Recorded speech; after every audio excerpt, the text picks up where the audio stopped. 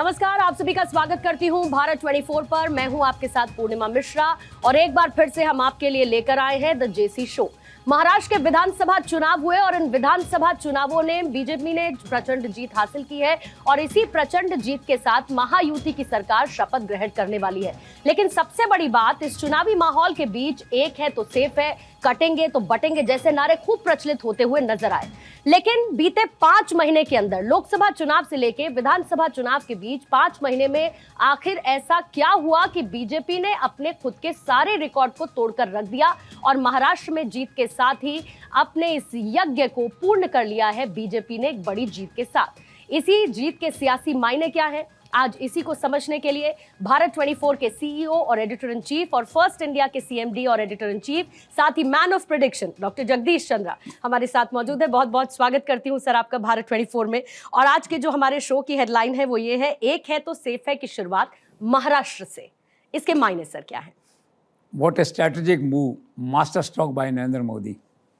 In fact, it is a decent and dignified polarization of Hindu votes against Muslim mobilization. अब Bharatiya Janata party को अगले चुनाव लड़ने के लिए किसी घोषणा पत्र की आवश्यकता नहीं है, किसी होमवर्क की आवश्यकता नहीं है, किसी एजेंडा की आवश्यकता नहीं है। आने वाले कई वर्षों के लिए भारतीय जनता पार्टी ने, नरेंद्र मोदी ने एक लाइन का मैंडेट दे दिया है, एक हैं तो सेफ है। और बाकी जो ग्राउंड रियलिटीज़ हैं, ग्राउंड ऑपरेशंस हैं, स्ट्रैटेजीज़ हैं, वो काम अमित शाह के ज़िम्मे हैं। एक हैं तो सेफ है। Very decent and dignified agenda. All the best. Sir, तो आप मानते हैं कि इसी तरह उत्तर प्रदेश के उपचुनाव में भी योगी का बटेंगे तो कटेंगे काम कर गया? काम कर रहा है। देखो, महाराज अर्थात योगी जी भाग्य के धनी हैं। जब 240 सीटें आईं लोकसभा में, दुखी थे महाराज, उनके सलाहकार सब दुखी थे और मन में एक भाव था, चुनौती थी कि सामने 9 सीटों का उपचुनाव है, कैसे जीतेंगे। गड़बड़ हुई तो दिक्कत होगी लखनऊ और दिल्ली में। तो एक दिन अचानक जो है आकाशवाणी हुई, सरस्वती बैठी योगी जी की ज़बान पर, एक चुनावी सभा में अचानक ही बोल दिया, बटेंगे तो कटेंगे। सुपर हिट जो है। एक्चुअल में क्या है, ये नारा ओरिजिनल उन्हीं का है। फिर प्राइम मिनिस्टर ने इसे डिसेंटली थोड़ा सा और डिग्निफाइड किया, इसको रिफॉर्म किया और कहा कि एक हैं तो सेफ है और फिर एक हैं तो नेक है। तो इन नारों ने मिलकर यूपी के पूरे देश की, महाराष्ट्र की चुनाव की फ़िज़ा बदल दी।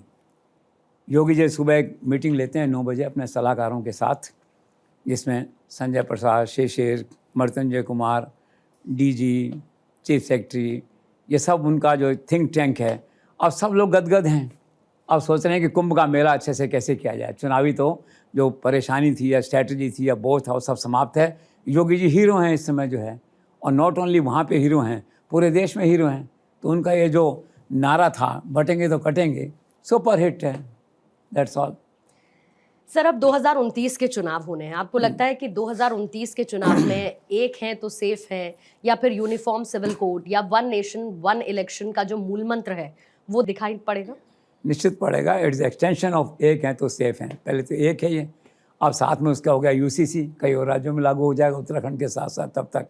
और फिर ये है कि एक देश एक चुनाव, ये सब एक ही हैं। तो भाजपा का जो बेसिक एजेंडा है, कोर एजेंडा है, उसको इम्प्लीमेंट करते हैं। तो मेरा निश्चित मानना है कि 2029 तक आते आते ये तीनों नारे बहुत स्ट्रॉन्ग होंगे और भाजपा के लिए एक गेम चेंजर साबित होंगे, ऐसा मेरा मानना है। तो सर, भी सवाल ये आता है कि जो बीजेपी का अपना पुराना एजेंडा रहा है, हिंदू मुस्लिम एजेंडा, क्या बीजेपी उस पर वापस लौट रही है? देखो, मन तो नहीं था उनका, इरादा भी नहीं था। कई साल पहले मोदी जी ने तय कर दिया था कि विकास का एजेंडा बनाएंगे, गुड गवर्नेंस का एजेंडा बनाएंगे, और बनाया। लेकिन जब 240 सीटें आईं तो खोजबीन शुरू हुई, विश्लेषण हुआ, होमवर्क हुआ। तो एक बड़ा कारण आया मुस्लिम वोट्स का पोलराइजेशन। तो दिमाग में आया थोड़ा सा छिटके विकास और उस एजेंडा से, और फिर अचानक क्या कि नारा सामने आ गया। तो चाहते नहीं चाहते क्या है कि नारा सामने, और नारे ने अनप्रेसिडेंटेड रिजल्ट दिए। तो आप प्रैक्टिकली कह सकते हैं कि नहीं चाहते हुए भी आज एजेंडा बीजेपी का मोटे तौर पे जो है वो ही आपको इमोशनल को, हिंदू मुस्लिम को, एक हैं तो सेफ को, एक्सटेंशन है एक दूसरे के सेंटेंसेस के। तो इस तरह का हो गया है। वैसे ऑन रिकॉर्ड अभी भी प्रधानमंत्री ने यही कहा है कि जो जीत है महाराष्ट्र की, it's a win for development and good governance. लेकिन जो चित्र है वो सबके सामने है। तो हम कह सकते हैं इसको लूजली कह सकते हैं कि हालात ने ऐसा बना दिया है कि वापस भाजपा जो है धर्म की ओर कहें या इमोशनल अटैचमेंट की ओर कहें या मुस्लिम पोलराइजेशन के अगेंस्ट अपनी सुरक्षा के लिए कहें, उस दिशा में लौट रही है भाजपा। सर, प्रधानमंत्री नरेंद्र मोदी ने एक और जब उन्होंने ये बयान दिया, कहा कि संविधान में वक्फ की कोई जगह नहीं, इसके क्या मायने हैं सर? माने हैं कि कानून अपना काम करे, संविधान में ऐसा प्रावधान नहीं है। ये बात के सब्सिक्वेंट सरकारों के अपने फैसले थे कि ये लैंड वक्फ की है, ये धार्मिक संस्थानों की है, इसकी उसकी जो है। अब देश में माहौल डिफरेंट तरह का है। अब जो बड़ा बहुसंख्यक वर्ग है वो ये देख रहा है कि भी ऐसे अरबों रुपये की ज़मीनों पे एक वर्ग विशेष ने का उसका नियंत्रण है। तो अब इसके क्या है, दोनों तरफ के इशू हैं। अब ये मामला क्या है, सुप्रीम कोर्ट हाई कोर्ट में भी गया, यूपी सरकार ने भी कुछ किया था तो फैसले पलटे गए वहाँ। तो कानूनी दृष्टि से तो अगर आप वैसे देखें कोर्ट कचहरी के हिसाब से तो इट्स सो, लेकिन संविधान में इसका कोई जिक्र नहीं है। प्रधानमंत्री ने ये कहा है, इसका अर्थ ये है कि भाजपा की जो सोच है बेसिकली कि वक्फ जो है इस तरह का नहीं रहना चाहिए। तो बिल आया, बिल नहीं पास होने दिया लोगों ने, तो जेपीसी में गया। अब जेपीसी शायद एक्सटेंड हो जाएगी आजकल में, तो आज नहीं तो कल ये कानून लागू होगा। तो उनका इशारा यह था कि वक्फ का कानून, वक्फ का बिल एक न एक दिन आएगा और हमें इसे स्वीकार करना होगा। सर, क्या भाजपा वापस फिर से बढ़ रही है हिंदू मुस्लिम ध्रुवीकरण की ओर? वो तो बात हुई कि वो उस एजेंडा की ओर बढ़ रही है, तो उसको ध्रुवीकरण कह सकते हैं आप सॉफ्टली। जब अगर हम प्रैक्टिकली नहीं चाहते हुए भी ऐसे नारों की ओर और ऐसी दिशा की ओर हम चलते हैं कि एक हैं तो सेफ है, बटेंगे तो कटेंगे, जिनका इनडायरेक्टली मतलब पोलराइजेशन है जो है। और पोलराइजेशन भाजपा की मजबूरी है, क्यों सामने बड़ा स्ट्रॉन्ग पोलराइजेशन हुआ, उसके सामने फिर ये करना था। This is all. सर, प्रधानमंत्री नरेंद्र मोदी के बारे में एक बात कही जाती है कि एक अकेला सब पर भारी। आपको लगता है कि ये कहावत इस बार के महाराष्ट्र चुनावों में असल मायने में चरितार्थ होती हुई नजर आई? सही है, बिल्कुल सही है। सामने कितने बड़े बड़े दिग्गज थे, राहुल गांधी थे, शरद पवार थे, वहाँ के लोकल जो वहाँ की जो स्ट्रेटजीज हैं वो लोग थे, मराठी लोग थे और दुनिया भर के लोग थे, सारी स्ट्रेटजीज थी, बड़े बड़े नेता थे, वो सब फेल हैं। चुनाव तो एक ही व्यक्ति ने जीता, तो फिर से बात आई सामने एक अकेला सब पे भारी। तो ये फैक्ट है, और ये फैक्ट हर चुनाव में फिर से सिद्ध हो जाता है। Maharashtra is only repetition of the success of this perception या जो पर्सपेक्टिव है कि एक अकेला सब पे भारी। तो Maharashtra is no more exception, this is a fact. Sir, इस बार ऐसा क्या हुआ कि नरेंद्र मोदी ने जितनी एक्सपेक्टेड रहती हैं उस तरीके की पब्लिक मीटिंग्स या रैलीज हरियाणा या महाराष्ट्र में कम की? इसके पीछे की कोई स्ट्रैटेजी रही क्या उनकी? स्ट्रैटेजी वेल थॉट है। पीएमओ में सोचा होगा, पीएमओ जो मीडिया एडवाइज़र हैं लोग हैं, घटनाओं को बहुत बारीकी से अध्ययन करते हैं, करेक्टिव स्टेप्स उठाते हैं, एडवाइजरी स्टेप्स उठाते हैं। 240 के बाद उनको ऐसा लगा कि कहीं प्राइम मिनिस्टर का प्रोजेक्शन थोड़ा सा कम करना है, एक कदम पीछे 2 कदम आगे, as a part of strategy. दूसरा, इससे ज़्यादा महत्वपूर्ण बात है कि प्राइम मिनिस्टर सोचते हैं कि रीजनल लीडरशिप कब डेवलप होगी, क्षेत्रीय छत्रप हमारे कब अपने पाँव पे खड़े होंगे, हर चुनाव में मैं जाऊंगा क्या। तो उनको फ्री हैंड देने के लिए, उनको एक ज़्यादा बड़ा अवसर देने के लिए प्रधानमंत्री ने सभाएं जो हैं कम की हैं।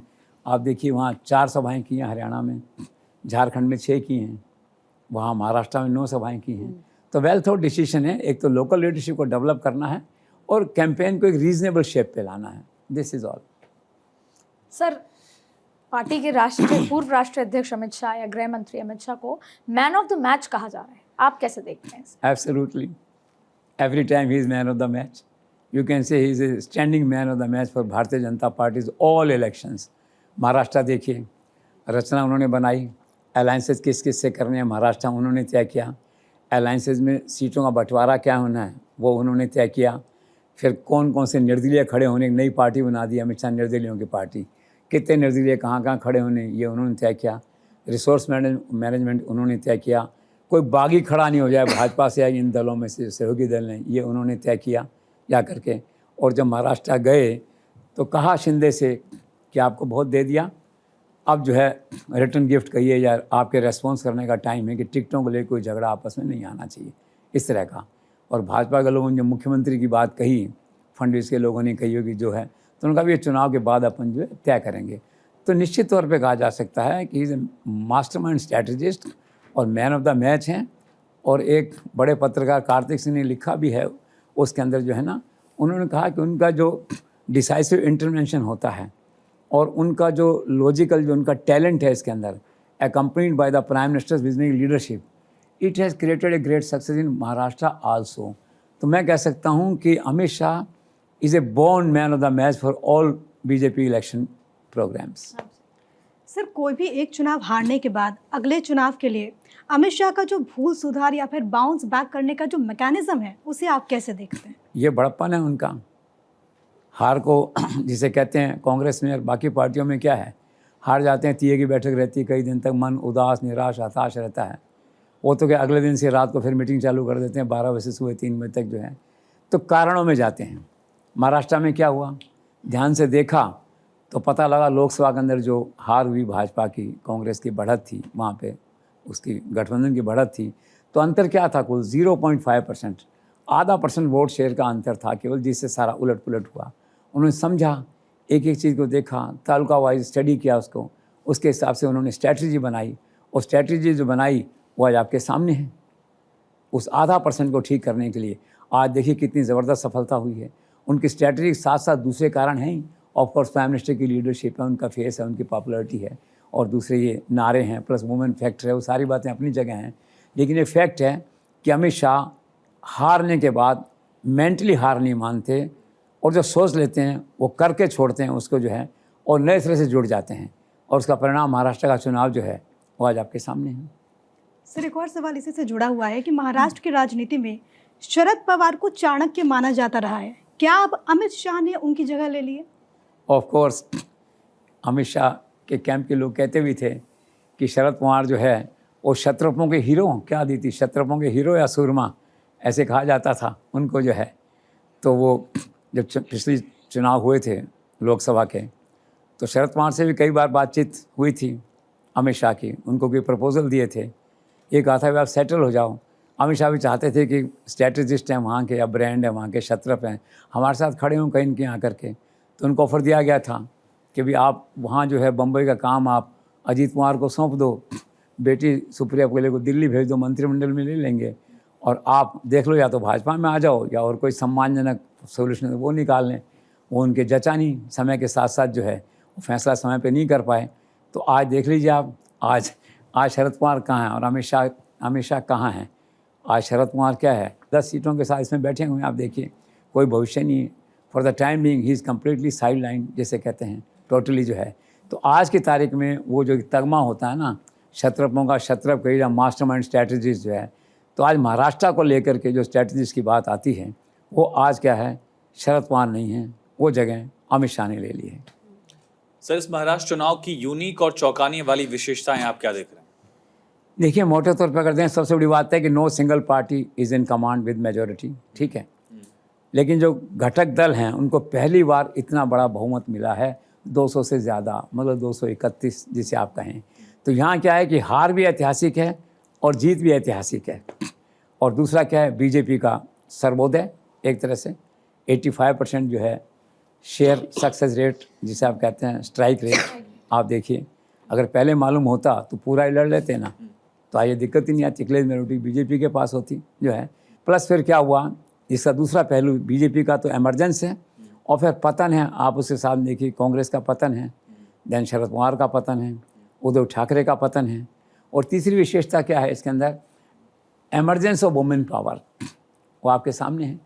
और चौथी बात है कि एक नारे ने बदल कर रख दिया सब कुछ। तो ये सब कुछ मोटी मोटी बातें हैं जो इस चुनाव में हम कह सकते हैं यूनिक फैक्टर्स थे जो एमर्ज हुए हमारे सामने। सर, जो यूनिक फैक्टर्स इमर्ज हुए उससे इतर नरेंद्र मोदी और अमित शाह के अलावा ऐसे कौन कौन से फैक्टर्स आप देखते हैं जो कि बीजेपी की इस अप्रत्याशित जीत की वजह बने हैं? देखो, अगर आप काउंट करेंगे तो सबसे पहले विमेन फैक्टर, जो मैंने आपसे कहा कि 6% वोट ज़्यादा पड़ा वहाँ पे जो है, और उम्मीद नहीं थी किसी को। तो लाडली बहन योजना का जो है वो चमत्कार है वहाँ जो है। तो सबसे पहले ये है कि विमेन फैक्टर जो है वो बहुत ही स्ट्रॉन्ग होकर उभरा, और उनकी विक्ट्री का जो नंबर 1 कंट्रीब्यूशन है वो विमेन फोर्स, विमेन फैक्टर को जो है वहाँ पे जाता है। दूसरा, अगर आप देखें तो नारा आपका एक है तो सेफ है, emotional polarisation against Muslim mobilisation, आप देखिए दूसरा इसमें जो है वो ये सबसे बड़ा फैक्टर है। तीसरा क्या है कि मुस्लिम वोट्स का डिवीज़न किया बीजेपी ने और वासी को खड़ा कर दिया, उसके 16 लोग खड़े हो गए, मुस्लिम वोट बंट गए, जो उधर जाते कांग्रेस की तरफ वो जा नहीं पाए एक तरह से। तो ये जो बातें हैं इस तरह से मेन फीचर जो हैं इसके वो ये हैं। और चौथी सबसे बड़ी बात जो मैंने आपसे कहा कि वो जो लीडरशिप थी महाराष्ट्र की पॉलिटिक्स जो शरद पवार उनके हाथ में थी, वो भाजपा के हाथ में आ गई। भाजपा दैट वे देखा जाए तो सिंगल लार्जेस्ट पार्टी है और आज उसका दावा है कि मेरा मुख्यमंत्री बनना चाहिए। तो ये मेन यूनिक फीचर्स जो हैं इसके, ये हम कह सकते हैं। सर, क्या 5 अक्टूबर को हरियाणा के साथ साथ महाराष्ट्र का चुनाव ना कराए जाने का चुनाव आयोग का फैसला महायुति के लिए गेम चेंजर के तौर पर सामने आया है? बहुत भाग्यशाली हैं महायुति। उस दिन चुनाव साथ साथ होने थे, आम धारणा यही थी। हम इंतजार कर रहे थे 3 बजे प्रेस कॉन्फ्रेंस होगी चुनाव आयोग की, तो हरियाणा महाराष्ट्र साथ साथ डिक्लेयर होंगे। लेकिन चुनाव आयोग के प्रशासनिक प्रबंध पूरे नहीं थे, तो उन्होंने डिक्लेयर उस दिन केवल हरियाणा को किया।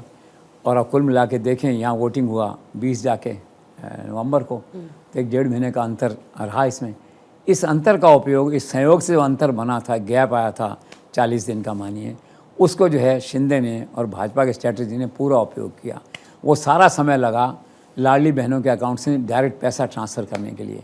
खाते नहीं खुले थे, बैंक रात भर खुले रहे, खाते खुलवाए गए, संगठन को लगाया गया, संगठन घरों में गया कि इतना पैसा हम आपको दे रहे हैं और सरकार अगर हमारी नहीं आई तो ये मदद आपको नहीं मिलेगी। तो कुल मिला के इस योजना में 46,000 करोड़ का है दैट वे जो है 1,500 रुपये महीना मिलते हैं।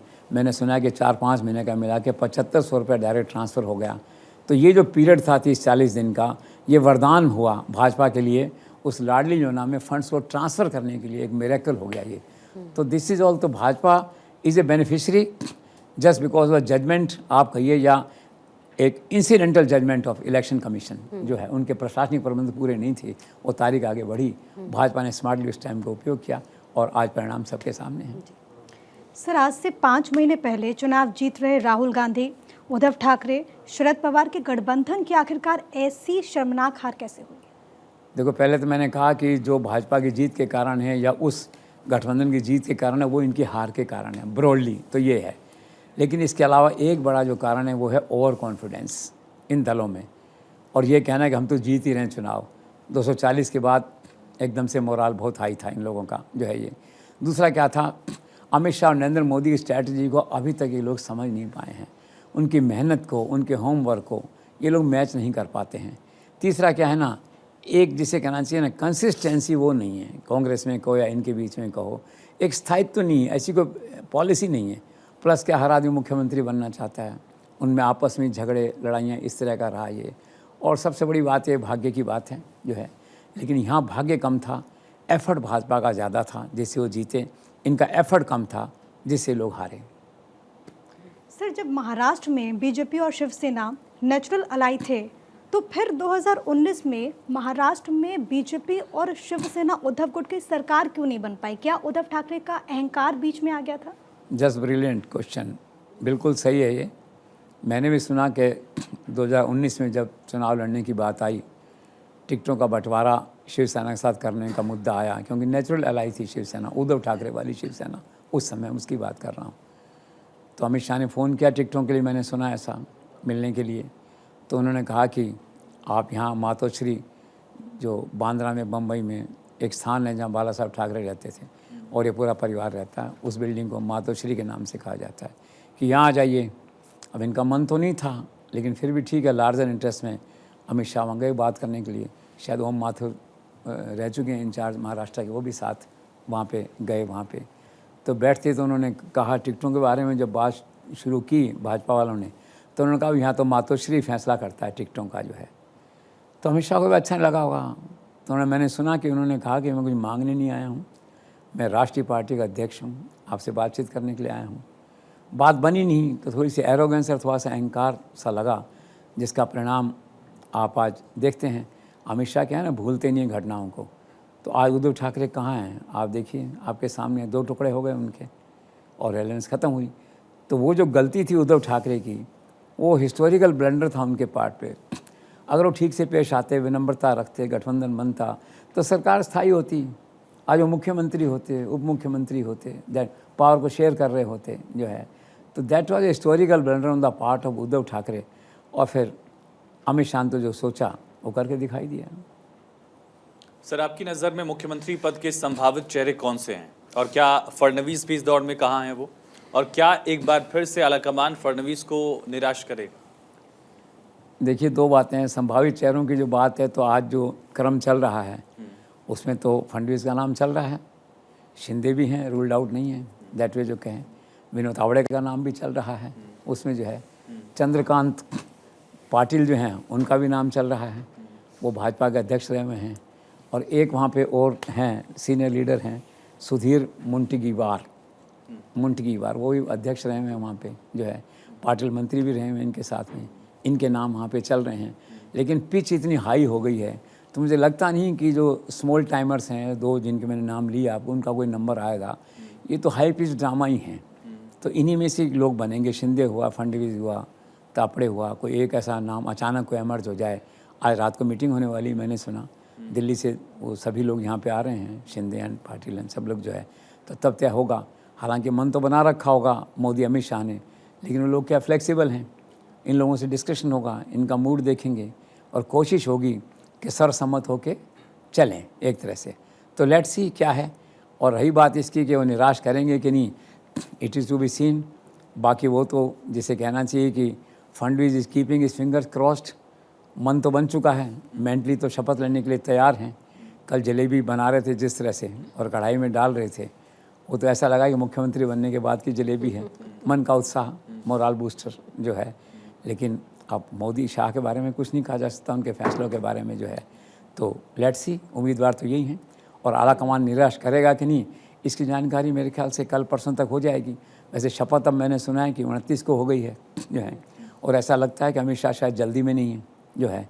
और जहाँ तक बात थी पहले कि 26 तक नहीं हुआ तो राष्ट्रपति शासन लग जाएगा, वो सही नहीं है। विधानसभा तो एग्जिस्टेंस में आ चुकी है, आज गवर्नर का नोटिफिकेशन निकल जाएगा एमएलएस का, तो अब वो मुख्यमंत्री कब बनता है, वो बन जाएगा आराम से। तो 2-4 दिन लग भी सकते हैं, और हो सकता है कल तक इसी घोषणा हो जाए, विधायक दल की बैठक हो जाए, 29 को शपथ हो जाए उसकी। तो लेट्स सी। सर, अगर शिंदे और फडणवीस दोनों ही नहीं बनते हैं तो फिर संभावित दावेदार कौन से होंगे? यही है, मैंने कहा, एक तो तावड़े का नाम जैसे आया है, और दो चंद्रकांत पाटिल और मेगाटियर उनका नाम आया है। लेकिन कोई न कोई हाई पिच का कोई न कोई आदमी एकदम से पैराशूट लेके उतरता है, जैसे कोई उतर सकता है वहाँ पे जो है। लेकिन अभी तो लोगों की सोच जो है ना, अभी इन्हीं तक सीमित है। कोई नया नाम कोई सोचने की कल्पना नहीं कर पा रहा है। लोग तो फडणवीस पे अटके हुए हैं, कोई शिंदे पे अटके हुए हैं, ज़्यादा तावड़े पे अटके हुए हैं, कोई एक आधा आप और ले लीजिए। तो कोई ज़्यादा नाम मार्केट में नहीं है। मैंने जो आपसे कहा 1-2 नाम, इनकी चर्चा है वहाँ। Let's see. सर, यदि किसी कारणवश देवेंद्र फडणवीस के भाग्य ने एक बार फिर से अगर उनका साथ नहीं दिया सीएम पद के लिए, तो बीजेपी आला कमान के पास फडणवीस के लिए क्या क्या और विकल्प हैं? देखो, विकल्प तो उनके लिए है। पहले तो भाग्य की बात है, तो फिर कहूँगा जन्मपत्री का खेल है। राजस्थान का उदाहरण हमारे सामने है। सचिन पायलट 2 बार मुख्यमंत्री बनते बनते रह गए, और एक बार तो 12 घंटे के अंतर से ही रह गए। किसी ने सोचा नहीं था कि बगावत हो जाएगी, वहाँ पे हो गई, उनकी जन्मपत्री में नहीं था। कल क्या हो 2028 में कह नहीं सकते। हालांकि मैं तो एक बार कह चुका हूँ कि वो अशोक गहलोत हैं, बट यू नेवर नो किसका भाग्य किसने पढ़ा है, और प्रियंका फैक्टर पे कैसे काम करता है 2028 में। और पहली बात है, कांग्रेस से सरकार तो आए। भाजपा जिस ढंग से चुनाव लड़ती है, अब तो कांग्रेस से सरकार आना भी थोड़ा सा निश्चित नहीं रहा है राजस्थान में भी। क्योंकि ये जो चुनाव हुआ है राजस्थान का, और हारी सब सीटें जीत ली भाजपा ने, कांग्रेस ने जीती सीटें हार दी। तो अब तो मुझे संदेह होने लगा 2028 में कांग्रेस आएगी कि नहीं, आप कहते हैं। तो जन्मपत्री की बात है, तो लेट्स सी।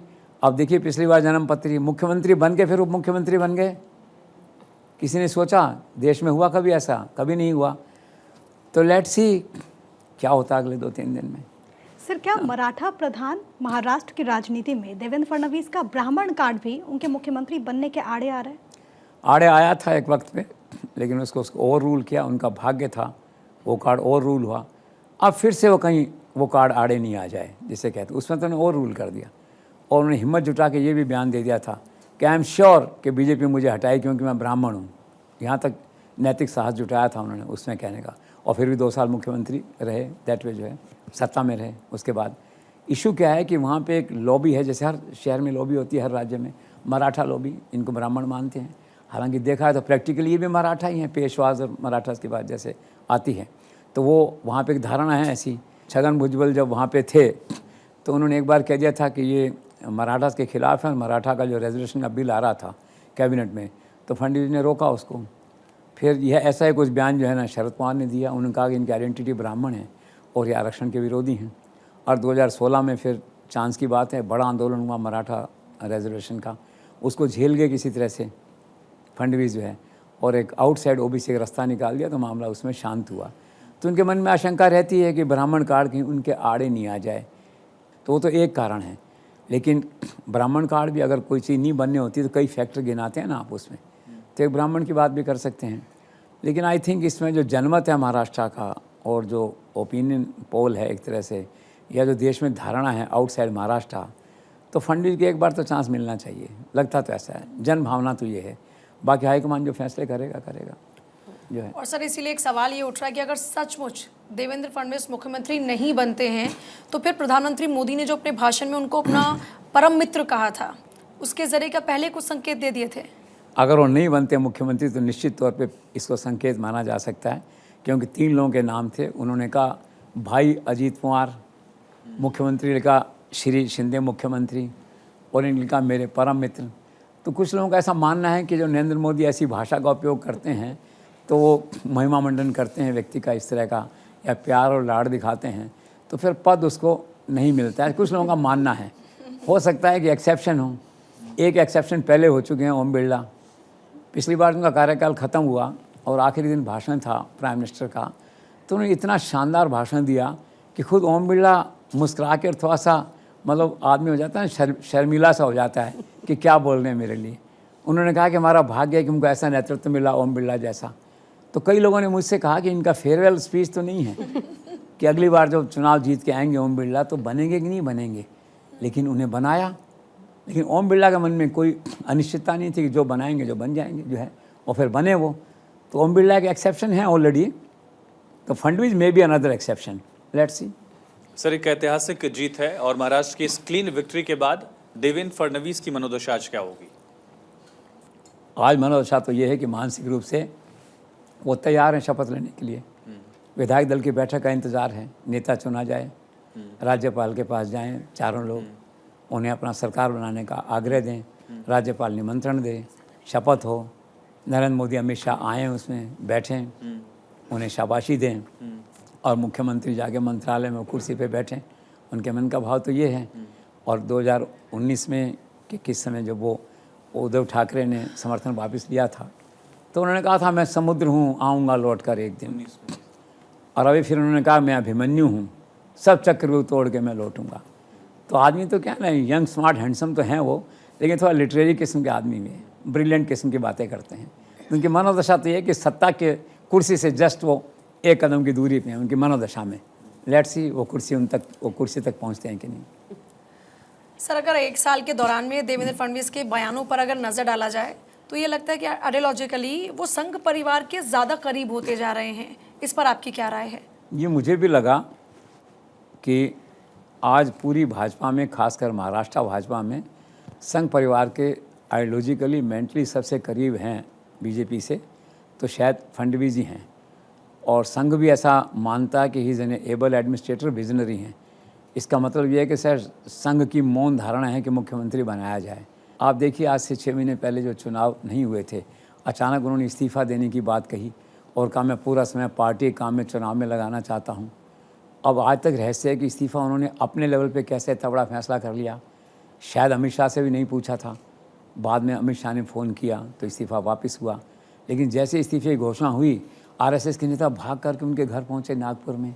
इतना लाड़ प्यार, इतना स्नेह आरएसएस का उनके प्रति देखने का।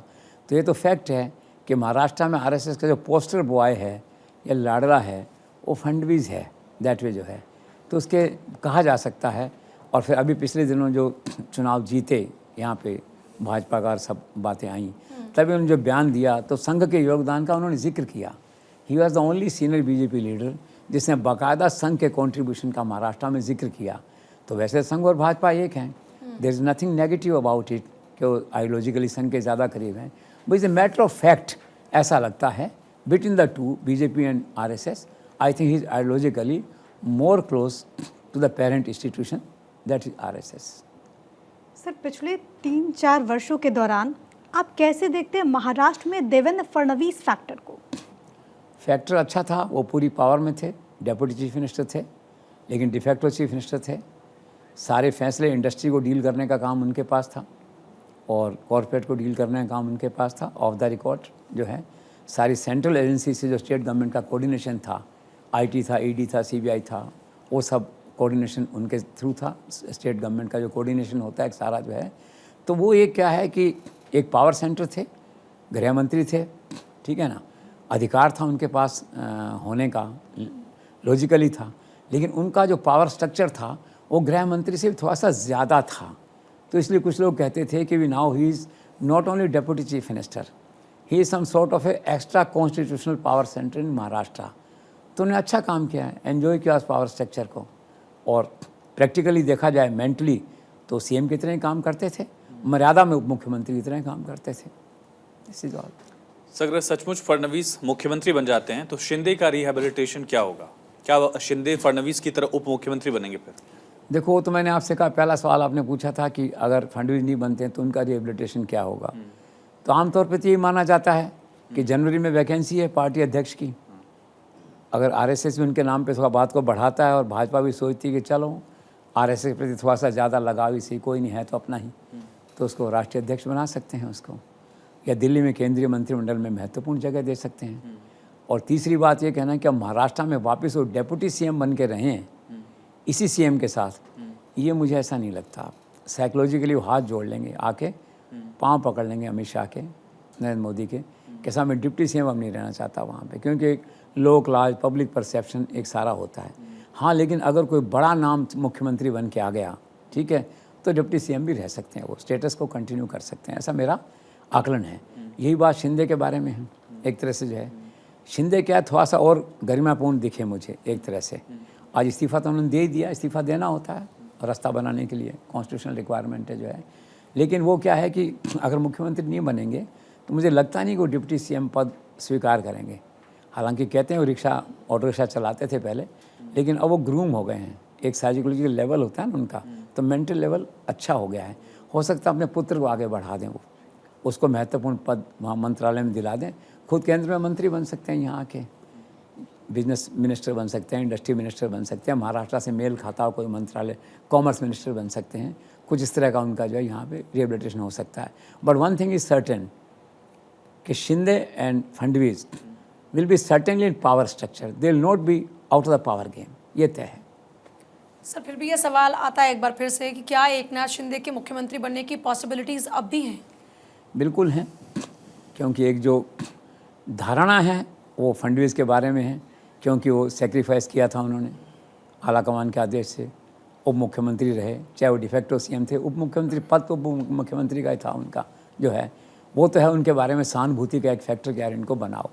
लेकिन जो प्रैक्टिकली बम्बई में अगर आप देखते हैं जो है, तो शिंदे के प्रति लोगों में काफ़ी आस्था है। कल बाई चांस की बात है, मैं बम्बई में था तो मैं उसी होटल में गया खाना खाने, ताज लैंड एंड में, जहाँ सब नेताओं का चयन हो रहा था, तो शिंदे भी वहीं थे और सारे एमएलए वगैरह। तो एक आपको देखने से मालूम पड़ता ना लॉयल्टी लोगों की, तो शिंदे के साथ लॉयल्टी थी और ऐसा लगा कि बिना मैनिपुलेशन के लोग उनको लीडर मानते हैं एक तरह से, और एक पॉपुलर फेस हैं। और बम्बई में काम भी उन्होंने अच्छा किया है, दैट मतलब एक एक्सेस जिसे कहते हैं ना, वो उनकी उस तरह से रही है। तो लेट्स सी जो है। सर, महाराष्ट्र में मुख्यमंत्री के रोल में आप कैसे देखते हैं एकनाथ शिंदे की परफॉर्मेंस और उनकी भूमिका को? उनकी परफॉर्मेंस अच्छी थी और उनकी सबसे बड़ी जो उपलब्धि थी, एक तो था फडणवीस के साथ बना के रखना, कभी झगड़ा नहीं किया, फ्रंट ऑन कोलिजन नहीं किया, वरना हो जाता है जब deputy CM extra constitutional power centre की तरह काम करे या कुछ ऐसे काम करे या दिल्ली से डायरेक्टली डील करे, ठीक है ना, उनकी तो मजबूरी थी डायरेक्टली डील करना, लेकिन अच्छा नहीं लगता सामने वाले को, तो वो संतुलन उन्होंने बना के रखा। एक तो क्या, is a good coordination person, balancing act. दूसरा क्या था, गवर्नेंस उनकी ठीक थी और काफ़ी योजनाएं उन्होंने वहाँ पे चलाई, मतलब चाहे पेंशन योजना थी, वेलफेयर स्कीम्स थी, वो सारी वहाँ पे उन्होंने करी। और तीसरी जो सबसे बड़ी बात थी, उनके एक्सेस है ना, एक्सेस टू कॉमन मैन, और common man access to Shinde was गज़ब जिसे कहते हैं। अभी वहाँ जो उसी बांद्रा में जो नीचे लोग पाव भाजी और ये सब बेचते हैं, तो शाम को हम टहलने जाते हैं, कल गए शाम को तो टहल रहे थे वहाँ पे जो है, तो एक आदमी दूसरे आदमी से बात कर रहा था और पास में भुट्टे वाला बैठता है, तो हम भुट्टा खाने जाते हैं, तो भुट्टा खा रहे थे तो उससे कह रहा था आप बताओ ना क्या काम है शिंदे साहब से, मैं मिलाऊंगा ना आपको कल जा कर के। वाह, आप एक्सेस देख रहे हैं लोगों के मन में, धारणा देख रहे हैं आप। मुख्यमंत्री ऐसे मिलते ही नहीं लोगों से, जो है वो मुख्यमंत्री ऐसा धारणा ऐसे ही चलो भाई अभी चलते हैं, मतलब द्वार खुले हैं उसके मुख्यमंत्री के 24 घंटे। बहुत बड़ी बात है ये उनके लिए इस तरह की बात का होना जो है।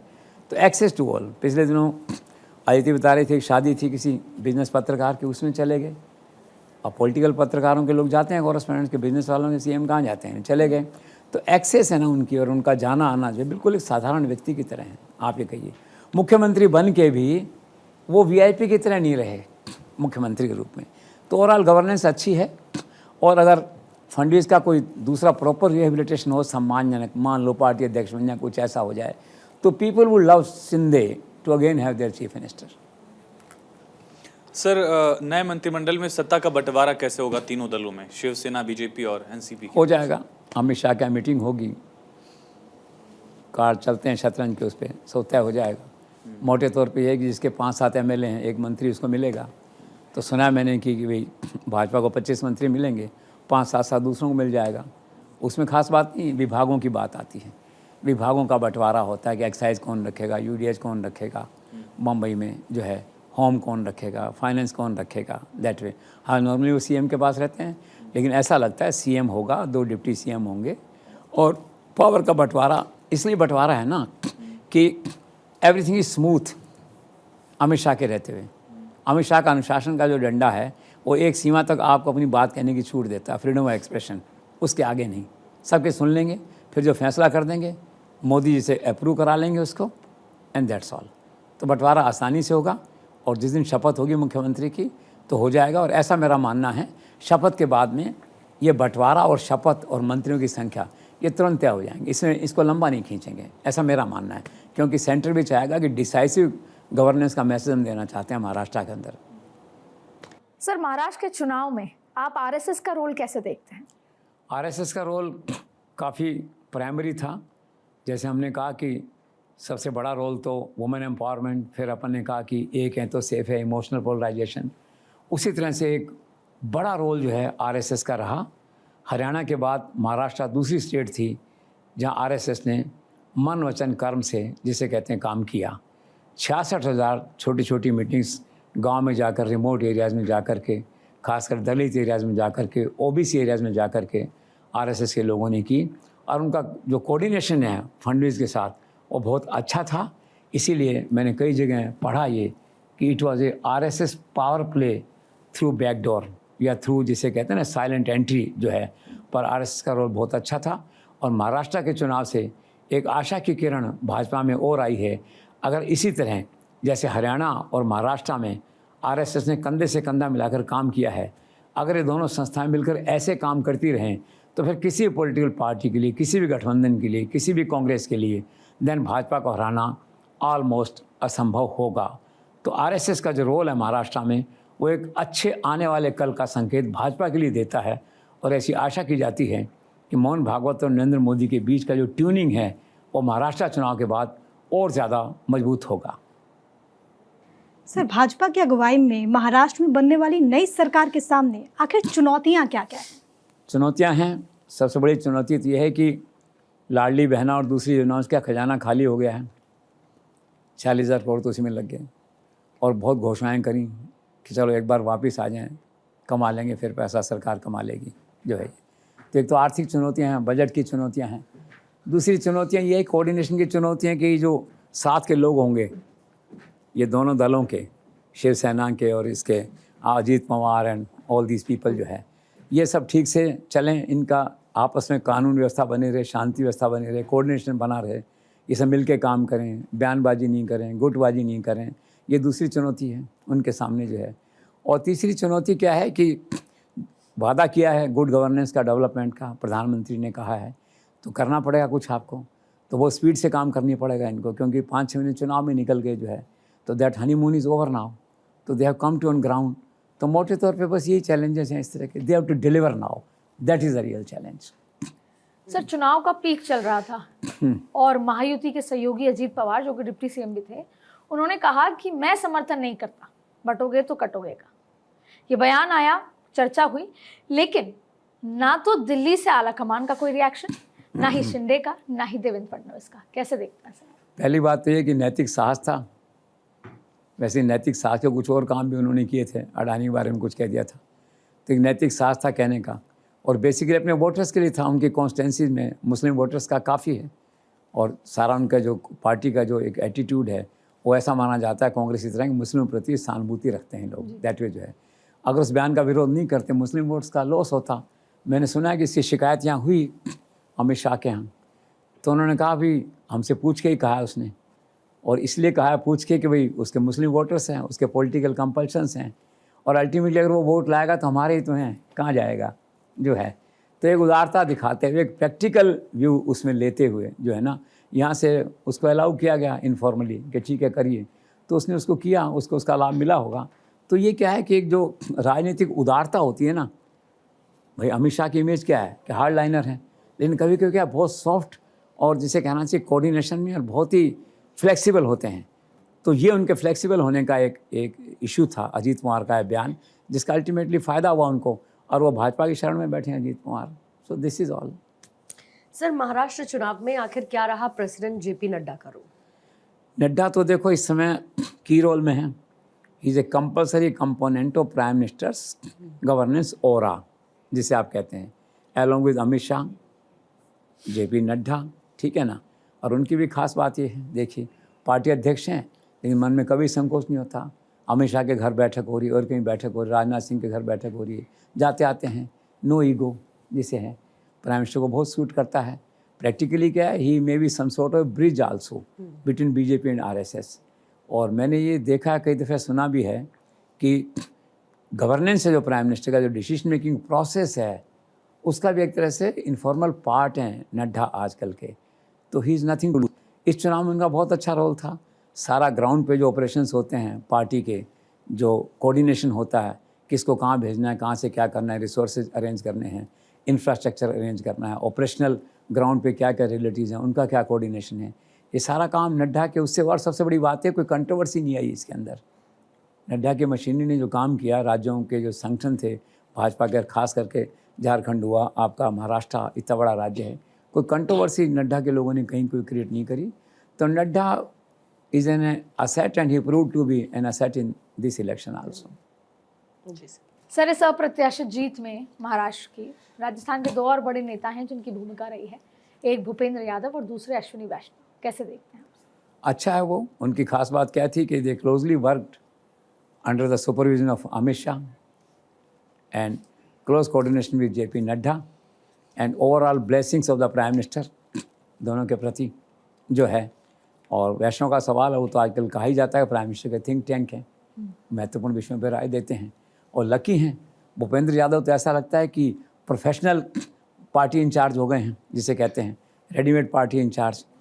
उड़ीसा भेज दिया, वहाँ जिता लाए, मध्य प्रदेश भेज दिया, वहाँ जिता लाए, महाराष्ट्र फिर भेज दिया, वहाँ जिता लाए।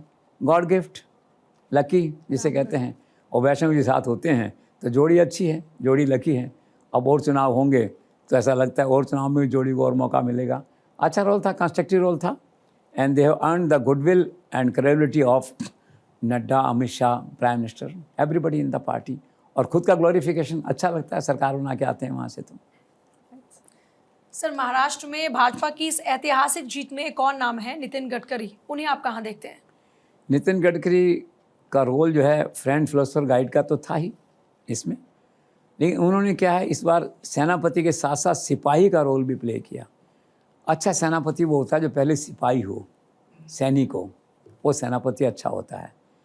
तो एक आम धारणा रहती थी कि भी ही is A vote of difference या वॉइस ऑफ डिसेंट, उनके बारे में एक धारणा बन गई कि मोदी जी के प्रति, आला कमान के प्रति एक वॉइस ऑफ डिसेंट रहता है। उसके बारे में उनका लोगों का कहना ये है कि भी हम मिनिमम जो फ्रीडम ऑफ एक्सप्रेशन है उसको एंजॉय करते हैं, उस लक्ष्मण रेखा से बाहर नहीं जाते हैं। और हम जानते हैं कि आज कोई वैकेंसी नहीं है देश में प्रधानमंत्री की, तो हम कोई पागल थोड़ी हैं, ऐसे क्या करेंगे, मतलब जो है जब कभी भाग्य में होगा, मौका आएगा, देखेंगे। और पूरा मान सम्मान मिला हुआ है। आज जो मंत्रालय उनके पास है, सड़क मंत्रालय, पहले मैंने सुना था आरएसएस या कहीं के सर्किल से उनको वित्त मंत्री बना दो। मैं कहता हूँ क्या करते वित्त मंत्री बन के, जो सड़क मंत्री उनका यश है पूरे देश के अंदर, आप देखिए कितने प्रोजेक्ट हैं और कितने फ्री हैंड से प्राइम मिनिस्टर उनको काम करने दे रहे हैं और कितना बजट प्राइम मिनिस्टर उनको दे रहे हैं, गदगद होना चाहिए। लेकिन फिर भी क्या एक धारणा है ना, परसेप्शन एक बना हुआ है इस तरह का कि उनके एक आध टिप्पणियों के लिए लोग कहते हैं ये तो वॉइस ऑफ डिसेंट है परमानेंट। तो उस धारणा को तोड़ने के लिए ऐसा लगता है मुझे he made it A point कि फडणवीस से भी ज़्यादा रैलियाँ करें वो चुनाव के अंदर महाराष्ट्र में। तो मैंने सुना कि 72 रैलीज़ करी उन्होंने, जो फडणवीस से भी 8 रैलीज़ ज़्यादा हैं। एक तरह से जो है अच्छा रोल था उनका, कंस्ट्रक्टिव रोल था। और वैसे भी क्या है कि आप उसको यूँ मानिए और फिर क्या है, कल आप देखिए फडणवीस ने बड़प्पन दिखाया उसी रेस्पॉन्स में। और नेचुरली आला कमान से किसी ने इशारा किया होगा, गडकरी से मिला हो जा कर के, तो उनके घर गए वो वहाँ पे जो है नागपुर, कल नागपुर गए तो गडकरी ने पूरा मान सम्मान दिया, घर पे उनको तिलक लगाया, दूध से पाँव धोए उनके, जैसे एक होता है मराठा में कि विजेता घर में आया है उसका स्वागत करना है, दैट वे जो है तिलक लगाया, मालाएं पहनाई। गडकरी भी गदगद और फडणवीस भी गदगद। फडणवीस ने कहा कि आप मेरे गुरु रहें और सारा इस तरह का है।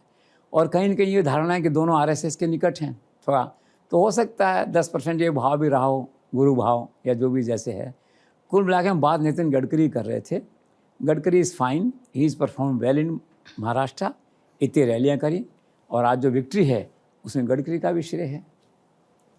जी सर, मुंबई के कुछ क्षेत्रों में ऐसी चर्चा है कि निराशा के इस माहौल में शरद पवार एमवी का साथ छोड़कर फिर से भाजपा के साथ गठबंधन कर सकते हैं।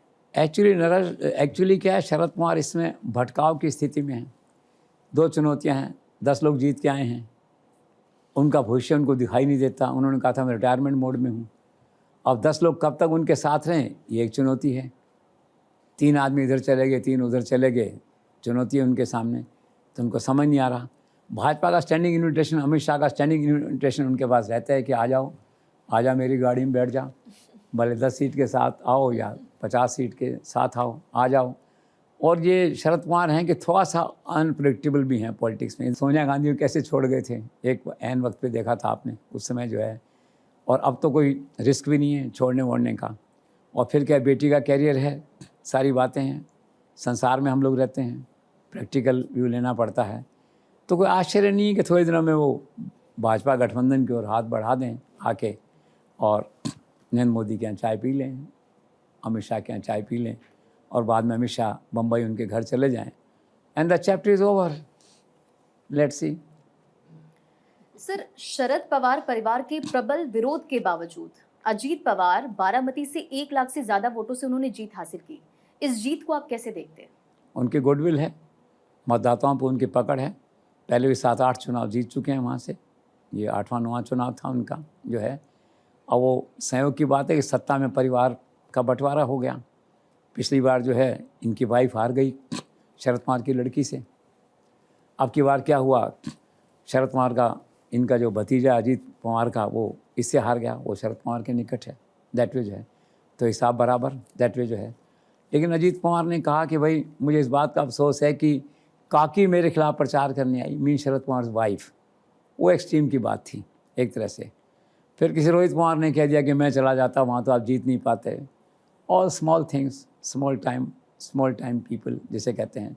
लेकिन ये फैक्ट है कि वो अपने इलाके में पॉपुलर है, अर्बन वोट बेल्ट पे उसकी पकड़ है, 1 लाख समथिंग वोटों से जीते हैं। और अब शरद पवार का सूर्यास्त हो रहा है, आप देख रहे हैं राजनीति से। तो Ajit Pawar is the future of that party, that family. Sir, आखिर अब क्या होगा विनोद तावड़े का? क्या आपको भी लगता है कि सचमुच वो किसी राजनीतिक षड्यंत्र का शिकार हुए? षड्यंत्र तो इसको कह दो कि सूचना तंत्र लीक करना, इन्फॉर्मेशन इज़ पावर। किसी ने लीक कर दी, लेकिन उसमें भी 2 सवाल हैं। मन नहीं मानता कि इतना बड़ा नेता चुनाव के लिए पैसे खुद अपने हाथ से देने जा रहा हो कहीं, ऐसा लगता नहीं है। दूसरा, उनका जो आभा मंडल और जो वर्किंग स्टाइल रहा है लो प्रोफाइल, ऐसा लगता नहीं कि चुनावी प्रबंधन में वो इस तरह से इन्वॉल्व हुए कैंडिडेट्स के, इतने कैंडिडेट मेरे पास हैं, इनका इंतज़ाम मैं करूँगा। अब ये तो तय है ना, किसी ने लीक की इन्फॉर्मेशन। अगर ऐसा था भी, वो जा भी रहे थे वहाँ पे, तो किसी ने लीक की। लीक कौन करता है हमेशा? इनसाइडर। और तो कौन लीक करता है? इन लोगों का शक है ऐसा कि फडणवीस के लोगों ने ऐसा किया। और दिल्ली में जो फीडबैक महाराष्ट्र से आया है, या जिस फीडबैक को दिल्ली वाले प्राइम मिनिस्टर मानते हैं, उसे मानते हैं कि शायद ये फडणवीस का रोल होगा, उनके लोगों का रोल इसमें रहा होगा। सच्चाई की बात अलग होती है, सवाल ये कि फीडबैक कौन दे रहा है और उसको मान कौन रहा है। तो Delhi I think is slightly inclined to believe this version कि इसमें जो है फडणवीस के लोग भी इसमें इन्वॉल्व थे, इसमें कहीं ना कहीं जो है, और कोई बड़ी बात नहीं षड्यंत्र हुआ हो। अब रही बात भविष्य की, तो देखो ये वो केस तो है नहीं जो एक पकड़े गए थे छत्तीसगढ़ में कि पैसा सब कुछ तो नहीं लेकिन बहुत कुछ है। दिलीप सिंह जोदेव था और भाजपा के एक थे ना बंगारू लक्ष्मण थे जो है, तो उन दोनों केसेस से केस डिफरेंट है एक तरह से जो है, और इन्होंने 100 करोड़ का दावा किया है, सारे तथ्य पेश किए हैं, और भाजपा जिस ढंग से उसके बचाव में उतरी उस दिन, उससे लगता है कि उनका कोई ज़्यादा बिगड़ेगा नहीं। शायद वो इंक्वायरी ठीक है, FIR है, law of the land will take its course, वो निपट जाएगा। और अभी तो वो अभी भी रेस में है। हो सकता है कि एट दिस मोमेंट रेस में नहीं हो, कहीं वो आफ्टर सम टाइम हो जाएं। लेकिन एक अनफॉर्चुनेट इंसिडेंट हुआ उनके पॉलिटिकल कैरियर में, वरना इसमें he would have been one of the front runners for the post of the chief minister. Sir, Maharashtra की इस पूरी कहानी में अडानी फैक्टर को आप कैसे देखते हैं, या रोल उनका कैसे देखते हैं? देखो, अडानी बड़े बिजनेसमैन हैं, बम्बई के बड़े कॉरपोरेट हाउस हैं, और कल्चर रही है बम्बई के अंदर के जो बड़े बड़े बिजनेसमैन हैं वो कहीं ना कहीं डायरेक्टली इनडायरेक्टली पॉलिटिक्स को प्रभावित करते हैं, सरकार के फैसलों को प्रभावित करते हैं। और ये कोई नई बात नहीं है, कोई स्वीकार करे न करे। पहले दूसरे प्रभावित करते थे लोग, अब अडानी प्रभावित करते हैं। तो टर्न बाय टर्न होता है ना, कल किसी का नंबर था, आज दूसरे का नंबर है। और बड़े फैसले होते हैं तो जो इंडस्ट्रीज होता है उसके संबंध सबसे अच्छे होते हैं नॉर्मली, तो गुडविल उसकी यूज़ करती है हर पॉलिटिकल पार्टी कि भी ठीक है उनको बैठाओ साथ में जो है। तो इसीलिए वो चर्चा आई थी जिसमें अजीत कुमार ने कह दिया था कि भाई अडानी भी साथ बैठे थे, गौतम अडानी इसके अंदर जो है, तो ठीक है बैठे होंगे, मैं इसको कोई इसमें एक्सेप्शन नहीं मानता। इसमें वो कोई राष्ट्र विरोधी तत्व थोड़ी हैं, टेररिस्ट थोड़ी हैं जो है। कोई भी उद्योगपति बैठ सकता है पॉलिटिकल लोगों के साथ आके, कोई सरकार में तो बैठा नहीं, अडानी ने सरकारी फाइल पे तो साइन किए नहीं कहीं आकर के, दैट वे जो है कंसल्टेशन है, कोऑपरेशन है।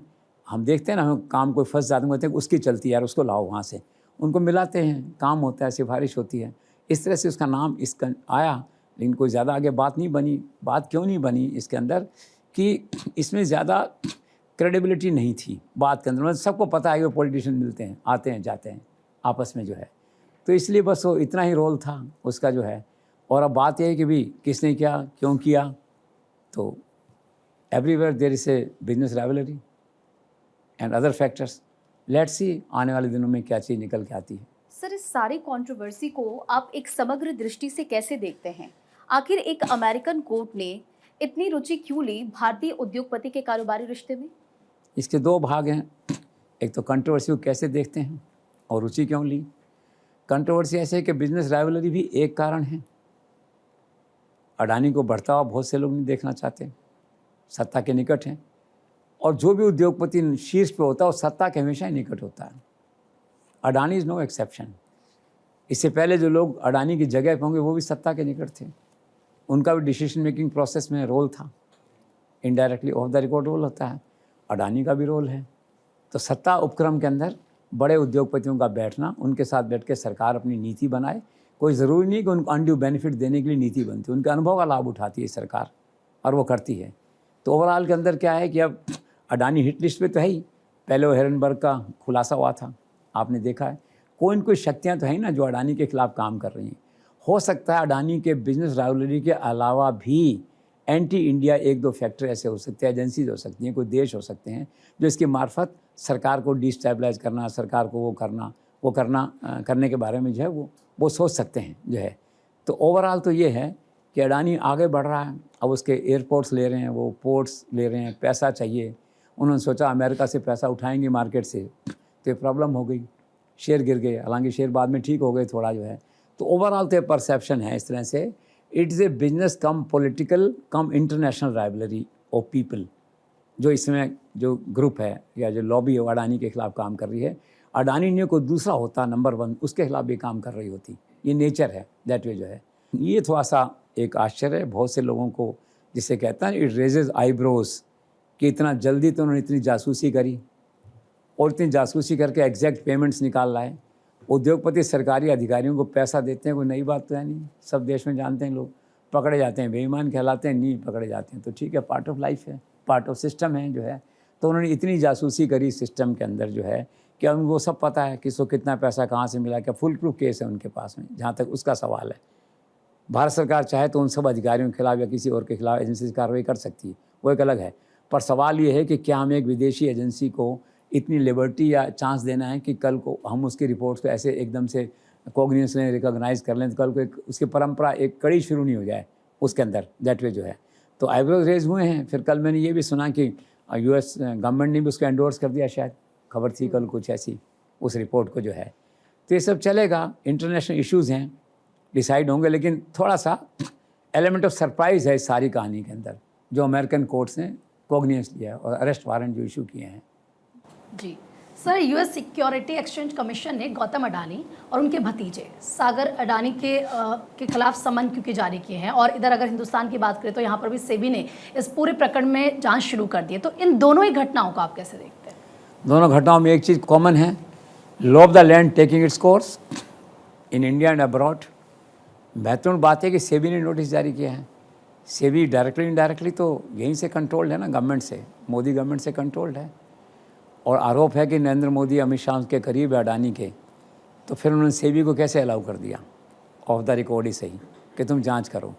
तो सरकार तो बाय एंड लार्ज ये दिखाई रही है कि वी आर फेयर, इसे है हम जांच करने दे रहे हैं। वो अलग बात है सेबी की जांच को कोई प्रभावित कर पाता है नहीं कर पाता, लेकिन देखने में सबको अच्छा लगा, देश में लोगों को अच्छा लगा कि मोदी सरकार ने भी, हालांकि सेबी इंडिपेंडेंट है पर स्टिल मॉरल इन्फ्लुएंस होता है एजेंसीज पे, इंस्टीट्यूशंस पे सरकार का जो है, तो उसको जांच करने की छूट दी है, जांच करो। और वो लोग अपनी जांच कर रहे हैं, दैट विज है। तो लेट्स सी आने वाले दिनों में क्या परिणाम निकलता है। सर, इस चुनाव में राहुल गांधी का एंटी अडानी कैंपेन फेल क्यों रहा? It lagged conviction. एक कन्विक्शन होता है किसी बात को कहने के लिए, वो कन्विक्शन जो है ना वो इसमें नहीं था। कारण क्या था? एक तो सब जानते हैं भी कांग्रेस सरकारें भी उतनी इन्वॉल्व हैं अडानी के साथ, और ये जो अमेरिकन रिपोर्ट वगैरह आई है ये तो कांग्रेस सरकार भी है उसके अंदर, उसने राजस्थान का नाम लिया है, छत्तीसगढ़ का नाम लिया है। वो तो बिजनेसमैन है, आएगा जाएगा। तो उससे क्या जो एलाइज हैं कांग्रेस के, राहुल गांधी के, उन्होंने सीरियसली नहीं लिया उस बात को जो है। अब एक तरफ तो क्या है कि शरद के घर जा रहे हैं अडानी, 2 घंटे मीटिंग हो रही है अन्य बातों के अलावा। शरद पवार का प्रिंसिपल पार्टनर है महाराष्ट्र के अंदर, तो राहुल के लिए एम्बेरसमेंट है कि शरद पवार कुछ बोल नहीं सकते आप केवल अडानी को कह रहे हैं।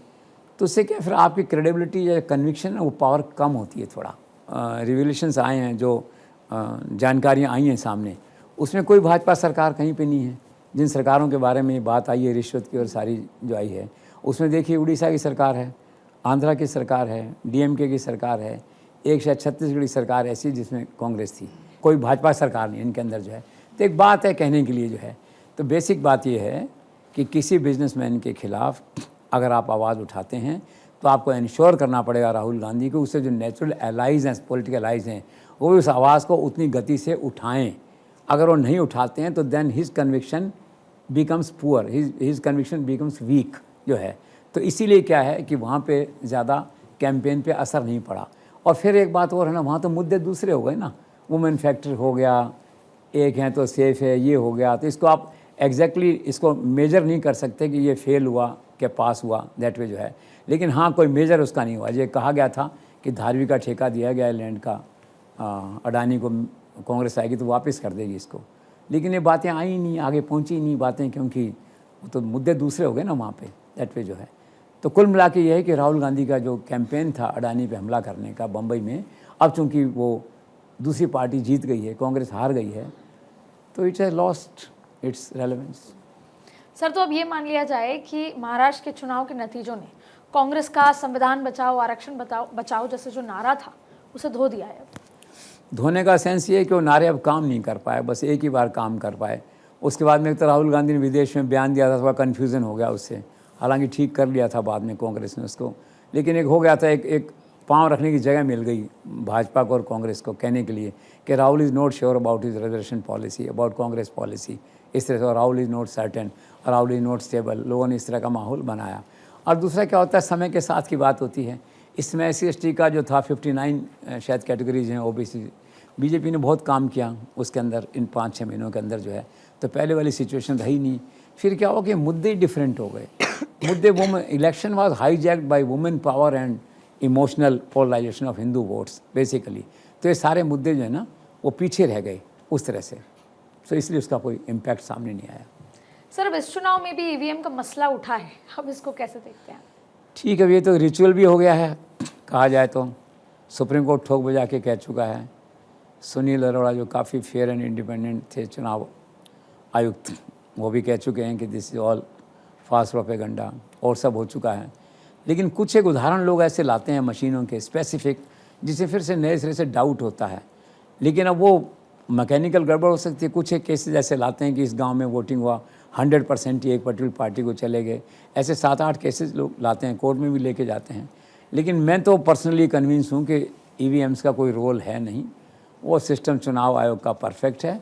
अब बात करने के लिए करते हैं। मायावती ने भी बात की है और उसने संजय राउत ने भी बात की है वहाँ पे जो उद्धव ठाकरे के साथ है। शायद शरद पवार ने भी थोड़ा बहुत इशारा किया है। लेकिन अब कोई दम नहीं है ईवीएम की बात में, ईवीएम के अगेंस्ट बात में कोई दम नहीं है। सर पीएम मोदी ने हेमंत सोरेन को भी जीत की बधाई दी, इसे आप कैसे देखते हैं? ये राजनीतिक दूरदर्शिता है भाई। पोटेंशियल क्या प्रिंसिपल राइवल था वो। प्राइम मिनिस्टर खुद भी गए थे झारखंड, आरोप भी लगाए थे उन पे कि भ्रष्टाचार की सरकार है। Part of the role play जिसको कहते हैं। तो प्राइम मिनिस्टर ने बड़ी बात ये करी कि इलेक्शन के रोल को रोल प्ले तक रखा, उसको कैरी नहीं किया एस पीएम के साथ में, पीएम के रोल के साथ मिक्सअप नहीं किया उसको। तो बहुत अच्छा लगा सबको, देश में भी अच्छा मैसेज गया। तो फ्लेक्सिबिलिटी और एक उदारता का मैसेज जाता है, जिसे वो आरएसएस जो कहता है बार बार कि जो अपोजिशन है वो शत्रु नहीं है, विरोधी हैं। तो प्राइम मिनिस्टर का ये फ़ोन करना आरएसएस के लिए बहुत सूदिंग एक एलिमेंट रहा होगा कि उन्होंने फ़ोन किया तो उन्होंने कहा भी विरोधी है, ये शत्रु नहीं है। अच्छा था, सबको अच्छा लगा, देश में अच्छा लगा, झारखंड में लोगों को अच्छा लगा। और ऐसी आशा की जानी चाहिए कि प्राइम मिनिस्टर आगे भी जो अपोनेंट्स कोई अच्छा काम करते हैं, जीतते हैं, आगे फ़ोन करते रहेंगे। सर आखिर एक बार फिर से क्यों फेल हुआ है झारखंड में बीजेपी का आदिवासी कार्ड, और क्यों मतदाताओं ने हेमंत सोरेन को प्रेफर किया है?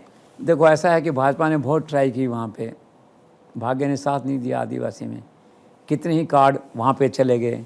अर्जुन मुंडा चला, गीता कोड़ा चला, सीता सोरेन चला, लता मराठी चला, कितने कार्ड चले। पुरानों में बाबूलाल मराठी जीते, कोई और जीते हैं वहाँ से जो है, कोई ज़्यादा कोई लोग जीत नहीं पाए। तो चांस की बात ऐसी है कि भाजपा के बेस्ट एफर्ट करने के बाद भी पिछले 2-3 सालों में आदिवासी कार्ड जो है ना भाजपा का वहाँ चल नहीं पाया। अब सवाल सेकंड ये है कि भाई लोगों ने इसको क्यों प्रेफर किया, आदिवासी वोट बैंक ने हेमंत सोरेन को। तो इसका ये है कि आदिवासी समाज की जो लीगेसी है अभी तक जो है, जो ब्रांड है, जो पोस्टर बॉय है इसका, वो हेमंत सोरेन ही है। आदिवासी जो ट्राइबल का जो हीरो है एक तरह से, वो अभी तक वही बना हुआ है। तो इसीलिए उन्होंने प्रेफर नहीं किया और इसको प्रेफर किया और वोट दिए। और इसमें एक बात और थी, भाजपा ने आदिवासी कार्ड खेला बहुत अच्छे से और बहुत अच्छा काम किया। और उड़ीसा में देखिए आदिवासी मुख्यमंत्री है, छत्तीसगढ़ में उन्होंने फिर आदिवासी मुख्यमंत्री दिया है, राष्ट्रपति आदिवासी है। तो BJP has done its best to promote Adivasi people. लेकिन चांस की बात ऐसी है कि झारखंड में सक्सेस नहीं हो पा रहे। सर झारखंड में बीजेपी के आदिवासी कार्ड की विफलता के अलावा हेमंत सरकार सोरेन की वापसी को किस तरह से देखते हैं और ये इसके बड़े कारण क्या हैं? पहला बड़ा कारण वही है वुमेन पावर, वुमेन फोर्स। सारी महिलाएं एक साथ हुई, उनके पत्नी का भी रोल रहा उसके अंदर। और वही 1500 रुपये का जो था 3-3, 4-4 महीने का एक साथ दे दिया। भाजपा वालों ने मैंने सुना कि 7500 दे दिया, करते करते एडवांस मिला करके उसमें जो है तो 1500 दे दिया। और ये भी कहा कि वो जो जनरल इम्प्रेशन था कि अगर हम हार गए तो फिर से ये आपको नहीं मिलेगा, जिसे कहते हैं। तो मैंने पढ़ा कहीं पे कि 56 लाख महिलाओं को सीधा पैसा जो है ना कैश डायरेक्ट ट्रांसफ़र हुआ। कुलदीप व्यास एक बड़े पत्रकार हैं रांची के, उन्होंने कहा कि जो डायरेक्ट ट्रांसफ़र हुआ पैसा, ये झारखंड में इसने जो है वोटों की झोली भर दी सोरेन की। एलपी पंत हैं दूसरे पत्रकार, उन्होंने भी कुछ ऐसी बात कही। तो कुल मिला के विमेन एम्पावरमेंट और उसमें जो डायरेक्ट पैसा ट्रांसफ़र हुआ वो सबसे बड़ा कारण जो है इसका वहाँ पे रहा। मैया योजना जो है दैट वे जो है। दूसरा फिर क्या है कि पब्लिक वेलफेयर जो स्कीम्स थी ये बहुत अच्छी चली।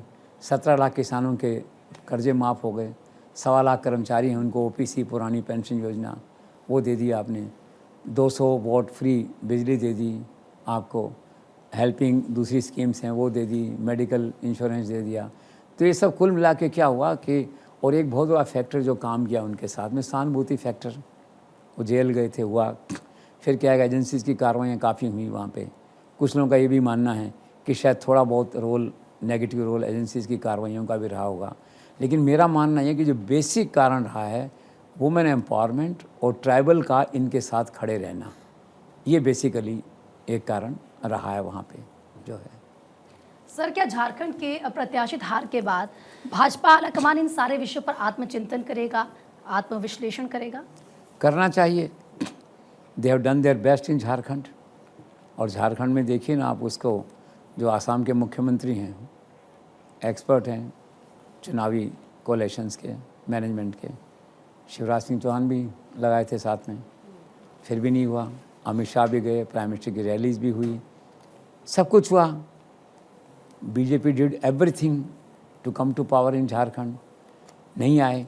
तो मैंने कहा ना, अमित शाह जो भूल सुधार का गणित जो मैकेनिज़्म है उसमें जो करेक्शन करते हैं, तो आई एम श्योर कि उनके एजेंडा पे झारखंड का एनालिसिस होगा आने वाले दिनों में कि झारखंड में क्या हुआ, आखिर कैसे हुआ, और अगली बार फिर नहीं हूँ, 29 में नहीं हूँ, या फिर कोई मौका ऐसा आए, आसपास बिहार है, नहीं हूँ वहाँ पे, तो भाजपा करेगी आत्मचिंतन, करेगी आत्मविश्लेषण, और करने की आवश्यकता है इसमें। सर, क्या कल्पना सोरेन इस चुनाव में सचमुच गेम चेंजर साबित हुई, और अब नई सरकार में कल्पना सोरेन की भूमिका क्या हो सकती है? देखो, तो हीरो है, वहाँ की मुख्यमंत्री की पत्नी है। आमतौर पे पॉलिटिशियंस को ऐसा भगवान की देन है कि उनकी पत्नियाँ आमतौर पे ऐसा पॉलिटिकली इतनी स्ट्रांग नहीं होती हैं, कुछ ऐसा इक्का दुक्का होती हैं। इक्का दुक्का महिलाएं ऐसी होती हैं, जैसे वही केजरीवाल की वाइफ है, मान लो, वो काफ़ी एक्टिव रही जो है।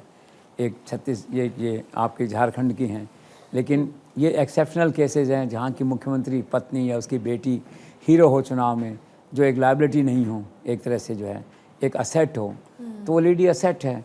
महिला वोटर्स में उसका बहुत बड़ा इम्पैक्ट था, उसके सब घबराते थे उसके सामने चुनाव के इस कैंपेन के अंदर।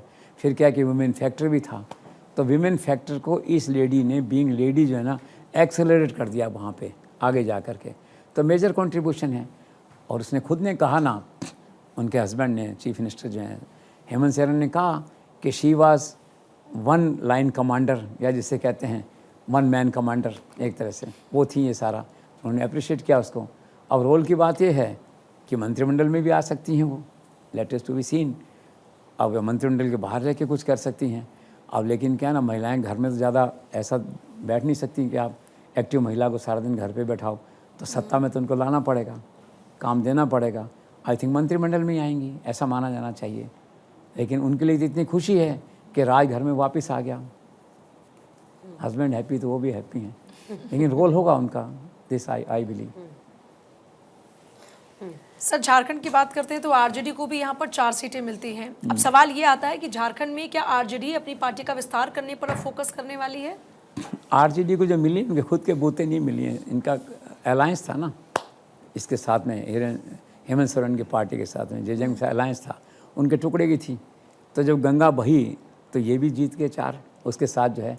एज सच इंडिपेंडेंटली आरजेडी का कोई ज़्यादा इस तरह का रोल नहीं है, इनके साथ थे। द कंपनी यू कीप, वो जीते तो ये भी जीत गए, अच्छा है, दैट्स ऑल। कोई मेजर एक्सपांशन ऑफ पार्टी का वहाँ ऐसा कुछ लगता नहीं है। बिहार में इलेक्शन है, लोग वहाँ लड़ेंगे, वहाँ फंसेंगे जा कर के, ये लोग भी वहाँ जाएंगे चुनाव में। सर, एक और चमत्कार हुआ, महाराष्ट्र में बीजेपी को बड़ी जीत मिली, महायुति की सरकार। लेकिन वहीं उत्तर प्रदेश में उपचुनावों में योगी का एक चमत्कार देखने को मिला। 2 मुस्लिम बाहुल्य सीटें, कुंदरकी और साथ ही मीरापुर, ये 2 ऐसी सीटें थी जहां पर योगी के उम्मीदवार जीत गए और बहुत कमाल की जीत हुई। कैसे उसको आप देखते? वाकई हैरानी की बात है। कुंदरकी जो है, अब वहाँ तो क्या ना 64% वोटर्स मुस्लिम हैं, मुस्लिम कम्युनिटी से हैं। 31 साल तक वो सीट बीजेपी के अलावा दूसरे दलों के पास थी, आज अचानक आई है। योगी का लक और योगी का एफर्ट है इसके पीछे जो है। और इससे एक मैसेज और बड़ा इम्पोर्टेंट हो गया है कि पोलराइजेशन के बावजूद आज भी मुस्लिम मतदाता एक रीजनेबल संख्या में भाजपा को वोट दे रहे हैं।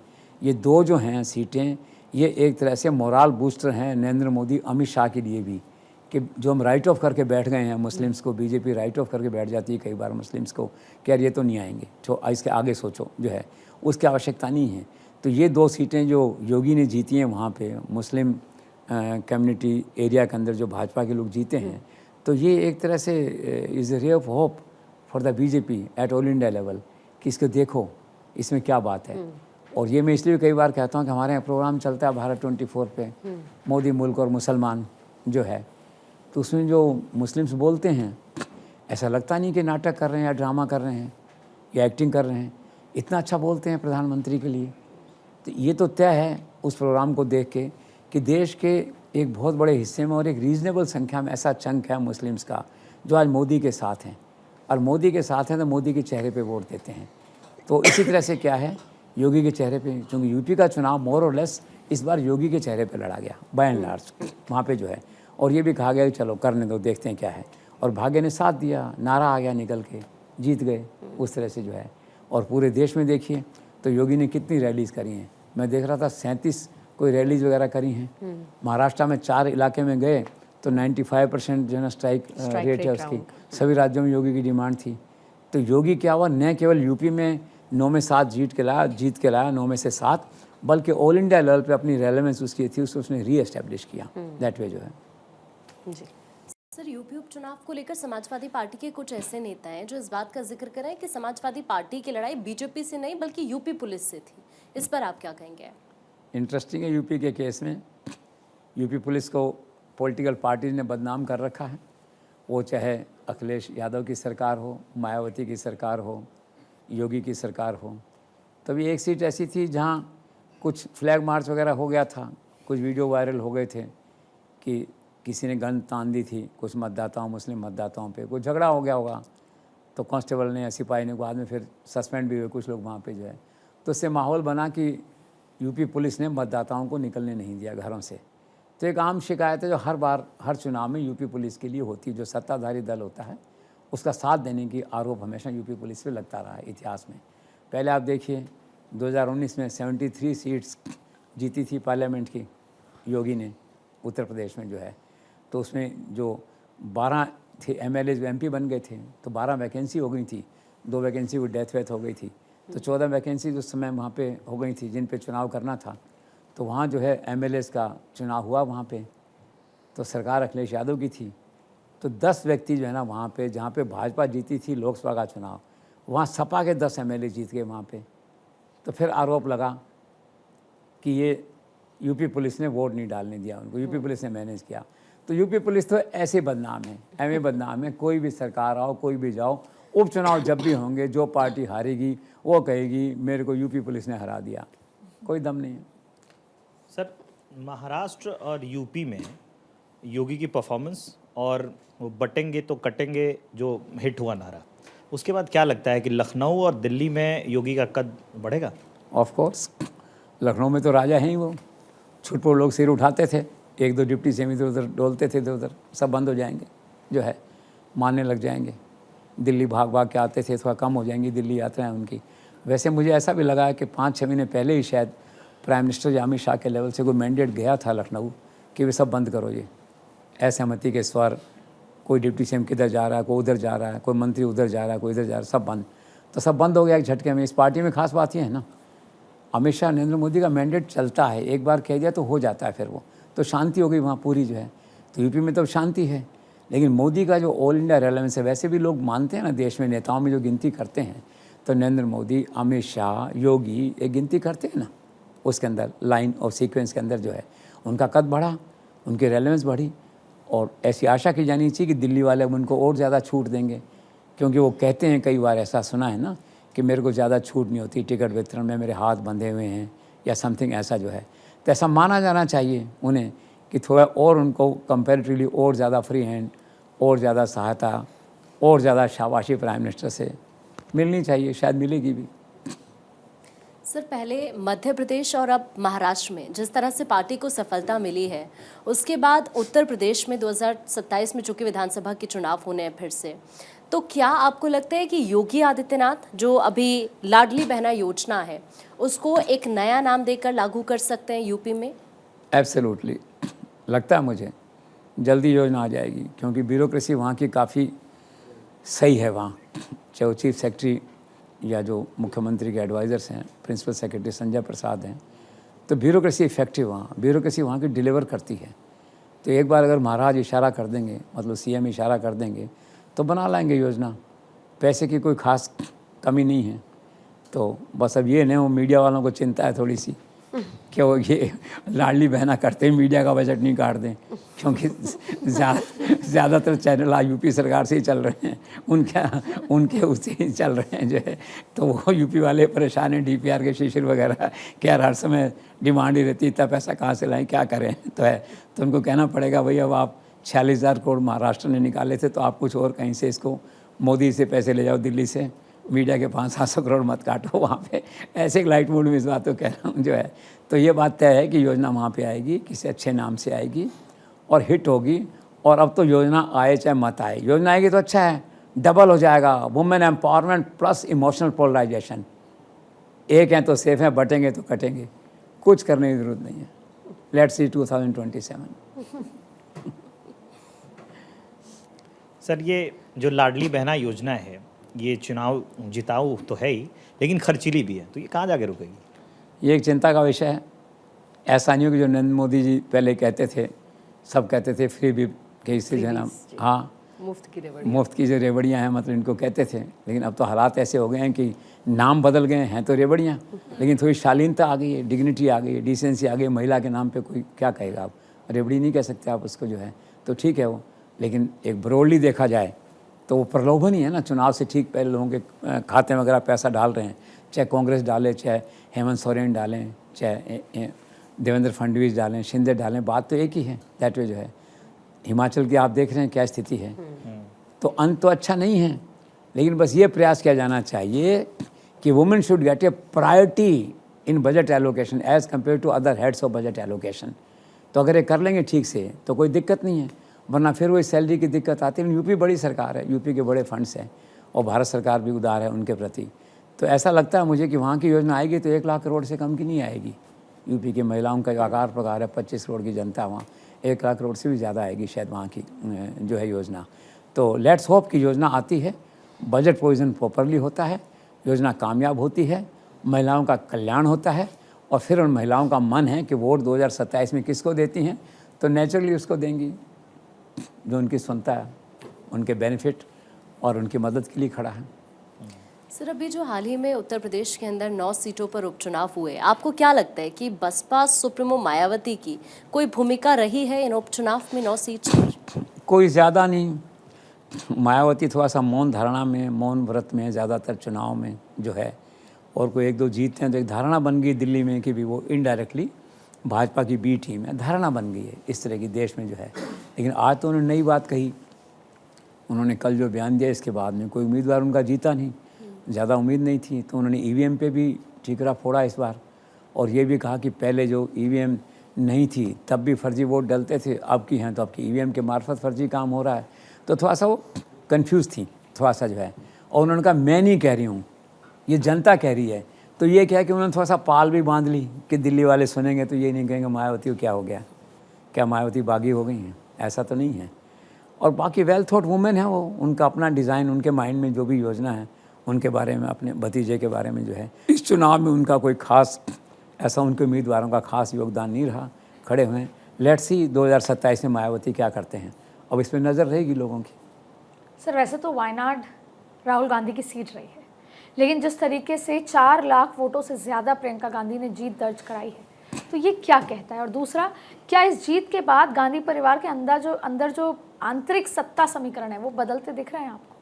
2 पार्ट हैं। एक तो 4 लाख की जीत इम्प्रेसिव है, लेकिन जिस ढंग से 9% पोल कम हुआ तो मुझे तो उस दिन डर लगा था एकदम से कहीं हार तो नहीं रही प्रियंका गांधी। मन में भाव आता ना, पता नहीं चलता मतदाताओं का कब क्या हो जाए, इस तरह का जो है। लेकिन 4 लाख से जीती, इसका मतलब है कि 9% पोल अगर कम नहीं होता तो 6 लाख से जीतती वो। तो मैसेज उसका ये है, मैसेज कि she is carrying the legacy of Sonia Gandhi there, she is carrying the legacy of Indira Gandhi in that constituency, she is carrying the legacy of Rahul Gandhi in that constituency. और राहुल से ज़्यादा, राहुल तो 340 या 361 ऐसा कुछ फिगर था उस समय जो है, उससे जीत के आई हैं। तो शी इज़ अनडिस्प्यूटेड, आप कहना चाहिए undisputed leader and hero of that constituency जो है। और रही बात इसकी क्या अंदरूनी राजनीति में, तो देखो अभी तक तो ऐसा रहा है कि कई बार वहाँ तो क्या ना 3 पावर सेंटर हैं अलग अलग, जैसे कहते हैं सोनिया गांधी अलग है, प्रियंका गांधी अलग हैं, राहुल गांधी अलग हैं। किस फैसले में चल जाए किस, तो उस पर डिपेंड करता है दैट वे जो है। लेकिन इससे निश्चित तौर पे प्रियंका गांधी का एक परिवार के अंदर जो डाइनिंग टेबल पे फैसले होते हैं परिवार में, तो उसमें उनका से बढ़ेगा ऐसा माना जाना चाहिए। और वैसे भाई बहन का प्यार ऐसा है कि एमपी नहीं थी तब भी उनकी चलती थी पूरी, देखा आपने राजस्थान के केस में देखा, सचिन पायलट के केस में देखा, और केसेस में देश में देखा हमने जो है। और अब थोड़ा सा और चलेगी हो जाता है, लेकिन उससे परिवार के अलावा महत्वपूर्ण बात है कि एज ए कांग्रेस लीडर जो है वो देश में ज़्यादा जा सकेंगी, थोड़ा उनकी सैंक्टिटी या उनकी आवाज़ को थोड़ा सा ज़्यादा सुना जाएगा। और ऐसी आशा की जानी चाहिए कि वो उनकी बहुत लंबी मुराद जो है ना, शायद 20 से 21 साल बाद जो पहला भाषण दिया था उन्होंने, पॉलिटिकल भाषण, उसके बाद पहली बार उनको पार्लियामेंट आने का मौका मिला है, तो गांधी परिवार के लिए खुशी है। और बाय एंड लार्ज क्या है कि she is popular among the people. Ajay Maken हैं, पवन खेड़ा हैं, केसी वेणुगोपाल हैं, मुकुल वासनिक हैं, पांडे हैं, अविनाश पांडे हैं। बाय एंड लार्ज जो सारा ग्रुप कांग्रेस को कैरी करता है उसमें शी इज़ पॉपुलर। राहुल से थोड़ा डरते हैं लोग कि थोड़ा सा अनप्रेडिक्टेबल हो जाए, कुछ कह नहीं दें ऐसा जो है, लेकिन इनका ठीक है एक तरह से, तो कांग्रेस के लिए ठीक है और वो जीती हैं और उनका जो इंटरनल है परिवार का से बढ़ेगा थोड़ा बहुत। सर, आपको ऐसा नहीं लगता कि बीजेपी की महाराष्ट्र सुनामी की चकाचौंध में जेएमएम और कांग्रेस की जो अभी झारखंड में जीत हुई, फिर प्रियंका गांधी के 4 लाख से ज़्यादा वोटों से अभी वायनाड में जो जीत हुई, वो दबकर रह गई है? ऑफ कोर्स, इतना प्रचार हुआ ना, बात नरेंद्र मोदी का चेहरा ऐसा है, अमित शाह की स्ट्रैटेजी ऐसी है, ये जो काम करते हैं फिर वो दूसरा आसपास नहीं होता उसके। तो जो जीत हुई महाराष्ट्र की, उसमें झारखंड की जीत भी दब गई। मीडिया में देखा होगा आपने और देखा होगा, चर्चा नहीं हुई। भाजपा के झारखंड में हारने की चर्चा नहीं हुई, सोरेन के जीतने की चर्चा नहीं हुई। चर्चा हुई जो सुनामी आई महाराष्ट्र के अंदर, उसकी चर्चा हुई दैट वे जो है। तो ऐसा है, और कुछ मतलब लगाव भी है जनता का कि मोदी जहाँ हैं या अमित शाह जहाँ चुनाव लड़ रहे हैं बड़ा जो है, तो नेचुरली महाराष्ट्र चुनाव बड़ा भी था, वायनाड से बड़ा था और रांची से बड़ा था। लेकिन ये है फिर भी you are right in saying कि उसमें जो ड्यू था इनको, इन दोनों को नहीं मिला, और उनका जो प्रचार था महाराष्ट्र का, उस प्रचार के बोझ में ना ये दोनों विक्ट्री है ना एक तरह से प्रॉपरली हाईलाइट नहीं हो पाई।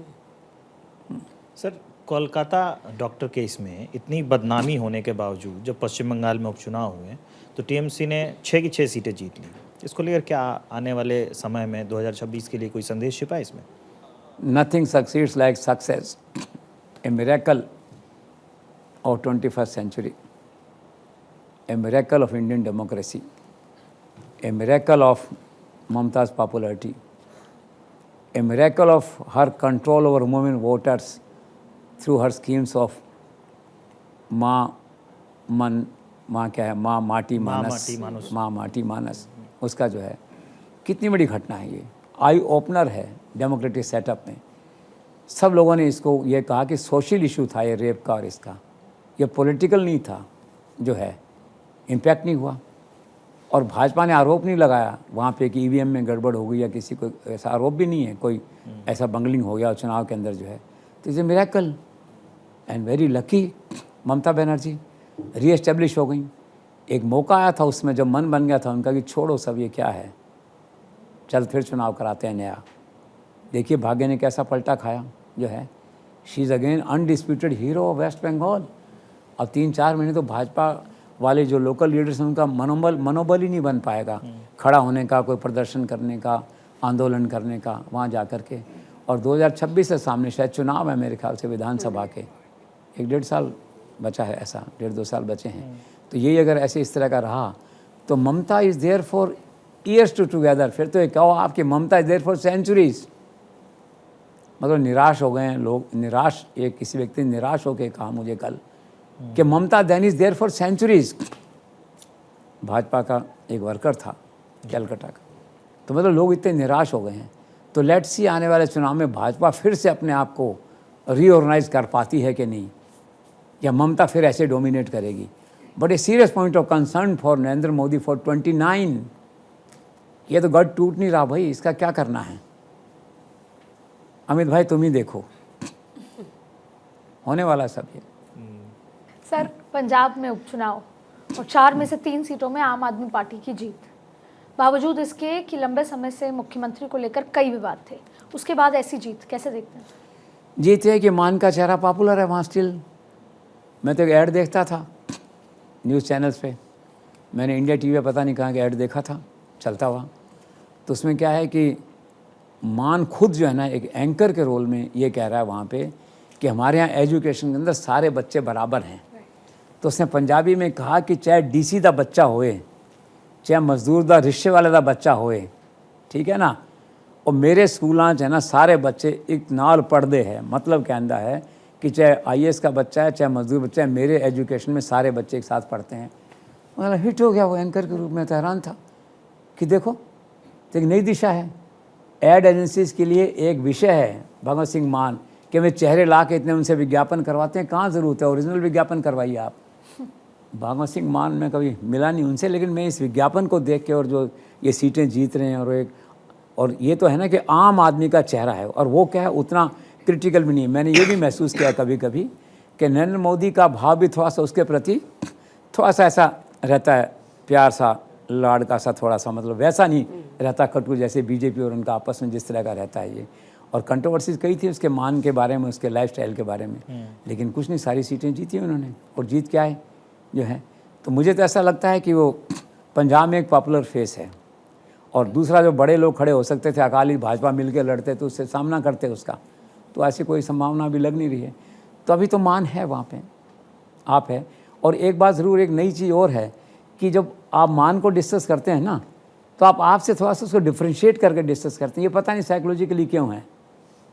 आप पार्टी से केजरीवाल को डिस्कस करते हैं, आप पार्टी डिस्कस करते हैं, तो मान प्रोडक्ट तो आप पार्टी का ही है, केजरीवाल का ही है, लेकिन जो डिस्कस करते हैं ही डिफरेंट थोड़ा सा, और उसका डिफरेंट होना जो है ना वो थोड़ा सूदिंग है उसके लिए वहाँ पे जो है। तो इट लुक्स आप is in power, in control इन पंजाब जो है। सर, महाराष्ट्र, झारखंड और अभी यूपी है, राजस्थान, पश्चिम बंगाल में जो चुनाव के परिणाम अभी सामने आए हैं, उनको देखते हुए क्या आपको ऐसा नहीं लगता कि राज्यों के अंदर जो रीजनल पार्टीज़ हैं वो वापस मुख्य धारा में लौट रही हैं? बिल्कुल लौट रही हैं। कोई सेंटर चाहे नहीं चाहे, लेकिन रीजनल छत्रप तो हो ही रहे हैं एक के बाद एक। आप देखिए सारे जो मराठा में हो गए 3 छत्रप तो आप देख रहे हैं, और बाकी हैं। तो time is coming back. Regional छत्रप जो थे एक तरफ तो जा रहे हैं, जैसे शरद पवार जा रहा है, मान लो अजीत पवार नया छत्रप खड़ा हो गया वहाँ पे जो है, शिंदे नया छत्रप खड़ा हो गया वहाँ पे। तो अब जो मैसेज है महाराष्ट्र का वो ये है कि क्षेत्रीय छत्रप वापस खड़े होने लगे। ममता देखिए उधर जीत गई, फिर से रीइंफोर्स हो गई है। तो क्षेत्रीय छत्रपों का जो भाजपा ने कभी सोचा था आज से 2 साल पहले कि रीजनल पार्टीज़ जो हैं दे आर ए लाइबिलिटी, पार्टियाँ 2 ही होनी चाहिए, नेशनल बड़ी पार्टियाँ होनी चाहिए, लेकिन नहीं हुआ। क्यों? कई बार भाजपा को भी सर्वाइवल के लिए रीजनल पार्टीज़ पास जाना पड़ा, और अब तो सब आप देख ही रहे हैं, मतलब is order of the day जो है। तो आप कह सकते हैं कि it's the revival of regional parties. Sir, Maharashtra चुनाव के जो नतीजे आए, एक तरफ ये कहा जा रहा है कि जो बीजेपी के अलाइज थे उनका कद मजबूत हुआ है, दूसरी तरफ एक और अलाय हैं चंद्रबाबू नायडू, वो ये कह रहे हैं कि अभी से बीजेपी ने 2029 की तैयारी शुरू कर दी है। इसके मायने हम कैसे समझें? मायने से कि बिल्कुल आई थिंक ही इज़ अपडेट, उनका कम्युनिकेशन सिस्टम ठीक है पीएमओ के साथ और सिस्टम के साथ। उनको पता है कि नरेंद्र मोदी हमेशा जो चुनाव जीतते हैं अगले दिन से अगले चुनाव की तैयारी शुरू कर देते हैं। मुझे एक बार याद है, एक बड़ा चुनाव जीता था, अगले दिन अहमदाबाद चले गए चुनाव का प्रचार करने, रात को 11 बजे जा कर के सुबह वहाँ पहुँच गए, 7 किलोमीटर का वो निकाल दिया। तो इनका तो कुछ ऐसा है कि बस ये कि चुनाव ख़त्म हुआ तो फिर अगले दिन सुबह से नए चुनाव की तैयारी शुरू। तो नायडू का जाना आना है, पीएमओ के संपर्क में रहते हैं, उनका चूँकि है सिस्टम, कुछ मैकेनिज़्म है वहाँ, प्राइम मिनिस्टर के एक्सेस है, तो देखते हैं उनकी तैयारियों को। तो वो यही सोचते हैं इस तरह से कि यार ये कमाल के लोग हैं ये, तो इसीलिए उन्होंने कहा तैयारियाँ 29 से चालू कर दी हैं। तो उन्होंने कोई नया रहस्य उद्घाटन नहीं किया, लेकिन ये है कि एक एलआई ने भी इसको एक्नॉलेज किया और अप्रिशिएट किया अमित शाह और नरेंद्र मोदी के एफर्ट को कि चुनाव हारते ही नए चुनाव की तैयारियों में लोग तुरंत से जुड़ जाते हैं। सर, अभी बीजेपी आलाकमान की सोच में, चाहे शिंदे की मैं बात करूं, धामी या फिर नायब सैनी, तीनों की कार्यशैली में किसी एक बात की समानता है, वो कौन सी बात आपको लगती है? जहाँ मेरे ख्याल से उसमें एक बात ये है कि तीनों एक्सेसिबल हैं। और मुझे किसी ने कहा कि ये बात अमित शाह के नोटिस में, और शायद वो ऐसा मानते हैं कि इन तीनों में एक गुण है कि हर आदमी इनसे कभी मिल सकता है। जैसे मैंने शिंदे का बताया था आपको कि वो चाट पकौड़ी वाला कह रहा था मैं मिलवा लाता हूँ मुख्यमंत्री से आपको। तो ये क्या है कि हर आदमी से मिलते हैं, और रात को 2 बजे तक जब तक हर आदमी आखिरी आदमी मिल के नहीं चला जाए, ये बेडरूम में नहीं जाते हैं, सोने नहीं जाते हैं वहाँ पे। तो ये एक चीज़ ऐसी कॉमन है जिसने आला कमान को प्रभावित किया है, और शायद अमित शाह भी इस गुण से प्रभावित हैं। बाकी तो मेरिट डिमेरिट हर आदमी के होते हैं, लेकिन एक चीज़ कॉमन है इनके अंदर, और ये कॉमन चीज़ बहुत बड़ी है कि मुख्यमंत्री के बारे में आम शिकायत रहती है कि उनकी एक्सेस जो है आदमियों के मिलने का जो है वो सिस्टम जो है ना, टाइम मैनेजमेंट ठीक नहीं है दैट वे। तो मुझे लगता है यही एक फैक्टर है जिसने आला कमान को इम्प्रेस किया है। सर, बिहार में भी उपचुनाव हुए, वहाँ भी एक फैक्टर था प्रशांत किशोर। तो प्रशांत किशोर फैक्टर का क्या रोल रहा बिहार के उपचुनाव में? कभी कभी ऐसा लगता है कि प्रशांत किशोर का रोल कहीं मायावती की पार्टी जैसा तो नहीं हो गया, मतलब एक तरह से आप कहते हैं ना उसको अल्टीमेटली, या ओवैसी जैसा तो नहीं हो गया है। वैसे क्या प्रशांत किशोर ब्रिलियंट आदमी हैं, सोच समझ के करते हैं। हो सकता है शुरुआती दौर में, पिछली बार जब उन्होंने पार्टी बनाई तो बड़े बड़े चैनल्स पे इंटरव्यू हुए उनके, तो ये थोड़ा सा लगा तो था कोई इनको इसको पुश कर रहा है। क्यों आदिति, उसके इंटरव्यूज़ को इतने बड़े बड़े चैनल्स पे एक साथ करके कौन पुश कर रहा है? ठीक है ना, कोई तो था। तो जो था तो उसका परिणाम बिहार में देखने को मिला। 4 सीटें बिगाड़ दी उसने आरजेडी की, आरजेडी की एंट्री को रोका उसने वहाँ पे जो है। और स्मार्ट पॉलिटिकल मूव है ये, तो होता हर पार्टी करती है इसको जो है। तो जहाँ उसने उम्मीदवार खड़े किए तो कहीं तो 6,000 का फ़र्क रहा तो इसका आदमी 17,000 वोट लेके आ गया, कहीं 8,000 फ़र्क रहा इसका आदमी 37,000 वोट लेके आ गया। 4 में से 2 जगह जो है इसके अच्छे वोट मिले इनको। तो इसके वोट मिलने से क्या हुआ, वो आरजेडी हार गया वहाँ पे जो है, लालू यादव की पार्टी हार गई। तो जो है तो वो अब क्या है कि इमेज जो बनी अभी उनकी, वो इमेज ये बनी कि भाई काम बिगाड़ना तो आप प्रशांत किशोर से रिक्वेस्ट करो जो है। पॉलिटिकली होता है जैसे जी, ओबासी के लिए जैसे लोग कहते हैं इतने उम्मीदवार खड़े कर दी, वहाँ महाराष्ट्र में विभाजन हो गया। तो इनका जो रोल वहाँ पे रहा, वहाँ पे अभी जो आप कह रहे हैं बिहार के अंदर जो है वो इस तरह का रहा, मतलब एक किंग मेकर या किंग डेस्ट्रॉयर कुछ भी आप ऐसे कह दीजिए। लेकिन क्या वो महत्वाकांक्षी व्यक्ति हैं, ये रोल ज़्यादा दिन नहीं निभाएंगे वो इस तरह का। तो it is to be seen के नेक्स्ट चुनाव में खुद उनकी जो पार्टी है उससे कितने लोग खड़े करते हैं, और नहीं होगा तो अमित शाह के यहाँ हाथ जोड़ के आके 6, 10, 8 सीटें ले जाएंगे, 10, 12 सीटें जो है और जीत जाएंगे। तो फ्यूचर उनका अच्छा है वहाँ पे। जी सर, मणिपुर को लेकर एक सवाल बार बार आता है, वो ये कि क्या मुख्यमंत्री का चेहरा बदलेगा या फिर वहाँ पर राष्ट्रपति शासन लागू होगा? ये गंभीर विषय है। मेरा ऐसा मानना है कि फैसला हो चुका है, राष्ट्रपति शासन लगाना है, मुख्यमंत्री बदलना है। टाइम की बात है, चुनाव बीच में आ गया था। अब देखो कुछ और प्रायोरिटीज़ हैं, महाराष्ट्र निबट जाए, आज थोड़ा पार्लियामेंट चालू हो गई है, कुछ तो अभी स्थगित हो गई शायद 26 तक के लिए जो है। और पार्लियामेंट में आज संविधान दिवस पे बहुत अच्छा बोले नरेंद्र मोदी, ओम बिरला बहुत अच्छा बोले, वो एक थोड़ा सा अलग विषय है। और सारे नेताओं से भी कहा गया कि अपने अपने राज्यों में जाके संविधान दिवस मनाओ, जो तारीख है उसमें जो है। तो वो क्या है कि वो वक्त की बात है कि थोड़ा सा समय मिले सरकार को, मुझे ऐसा लगता है तैयारी पूरी है। और इसकी पृष्ठभूमि ये है कि वहाँ जो 2 जातियाँ हैं, कुकी और मैती जो है, तो मुख्यमंत्री उस जाति से हैं, मैती से। तो कुल 37 MLAs हैं वहाँ पे, 19 जो हैं इनके साथ हैं, 18 इनके खिलाफ हैं। 18 लोग कह रहे हैं मुख्यमंत्री बदलो, 1-2 का फ़र्क है, कोई ज़्यादा फ़र्क नहीं है। और आसानी से सत्ता छोड़ने वाले नहीं हैं, क्योंकि आसाम को छोड़ के नॉर्थ ईस्ट में जितने मुख्यमंत्री हैं वो एक बार बन जाते हैं फिर हटते ही नहीं, और राष्ट्रपति शासन ही लगता है, वो दूसरे को आने नहीं देते हैं, कोई सिस्टम ऐसा चलता है वहाँ पे जो है। तो अब मुझे लगा कि सरकार सीरियस है। अभी क्या हुआ कि 10 वो मारे गए, कुकीज़ उग्रवादी कहा कि वो मारे गए, 5 निर्दोष मैकी वाले दूसरे जो हैं वो भी मारे गए वहाँ पे। तो केंद्र चिंतित है, अमित शाह चिंतित हैं। अभी महाराष्ट्र का चुनाव छोड़ के एक दिन रात को दिल्ली आए, आके बैठक ली यहाँ पे जो है, और 20 बटालियन मतलब 2000 लोग जो है ना सैनिक अर्ध बलों के वहाँ पे भेजे जा रहे हैं। और दूसरा बड़ा काम क्या हुआ है कि 6 स्थानों पे वो जो है सशस्त्र बल एम्पावरमेंट, उस कानून के तहत 6 और जिलों में जो है वहाँ वो लागू कर रहे हैं। और लागू करने के लिए मुख्यमंत्री से नहीं पूछा गया। 2000 आदमी भेजे जा रहे हैं सिपाही, इसके लिए उनसे नहीं पूछा गया। और जो फैसले हो रहे हैं उनसे नहीं पूछा जा रहा डेवलपमेंट के लिए। तो इनडायरेक्टली तो centre has already taken over Manipur एक तरह से। अब फॉर्मली लेने की बात है तो I think any day decision may come it will put under president rule, ऐसा मेरा आकलन है। सर, राजस्थान में 7 सीटों पर उपचुनाव के नतीजे आए और नतीजे के ठीक बाद एक परसेप्शन बना भजन लाल मुख्यमंत्री को लेकर कि कहीं ना कहीं जो उनका वो चुनावी राजनीति में कहा सवाल थे, क्योंकि 11 सीटें भारतीय जनता पार्टी लूज कर गई थी 2024 में, लेकिन इन नतीजों के बाद उनका एक नया रूप, राजनीतिक रूप देखने को मिला है। ये बात अलग है कि 200 सीट बीजेपी हार गई। कैसे देखते हैं? नहीं, बात सही है। ये जो चुनाव है एक तरह से, तो मैंने पढ़ा भी इसके बारे में, ये देखा कि भाई एक नए पॉलिटिकल हीरो का जो है, या चुनावी राजनीति के एक नए हीरो का उदय राजस्थान में हुआ है। लोग भजन लाल से ऐसी उम्मीद नहीं कर रहे थे। कांग्रेस वाले और कॉन्फिडेंट थे हम 7 सीटें जीतेंगे। वहाँ पे जो है भजन लाल शर्मा का जो मैनेजमेंट है, और चूँकि ये चुनाव जो है दिल्ली वालों का रोल कम था, एक तरह से भजन लाल के चेहरे पे उसके मैनेजमेंट से लड़ा गया था। आप देखिए, हर कॉन्स्टिट्यूंसी में वो 2 बार गए प्रचार करने, 15 उन्होंने चुनावी सभाएं करी, नॉमिनेशन हुआ तो वहाँ पे गए, गाड़ी घोड़े का इंतज़ाम कराया, हर किसी से मिले, हंसमुख चेहरे के साथ आगे गए। सबसे बड़ी बात यह कि बागियों को मनाया। बागी भजन लाल को ना नहीं कह सके और पर्चा वापस लेके बैठ गए। दिल्ली का रोल मुझे राजस्थान में कम दिखा, इसलिए 7 में से 5 सीटें जीती हैं। ब्रॉडली आप कह सकते हो इसका सहरा जो है ना भजन लाल के सिर पे आप सेफली बांध सकते हो।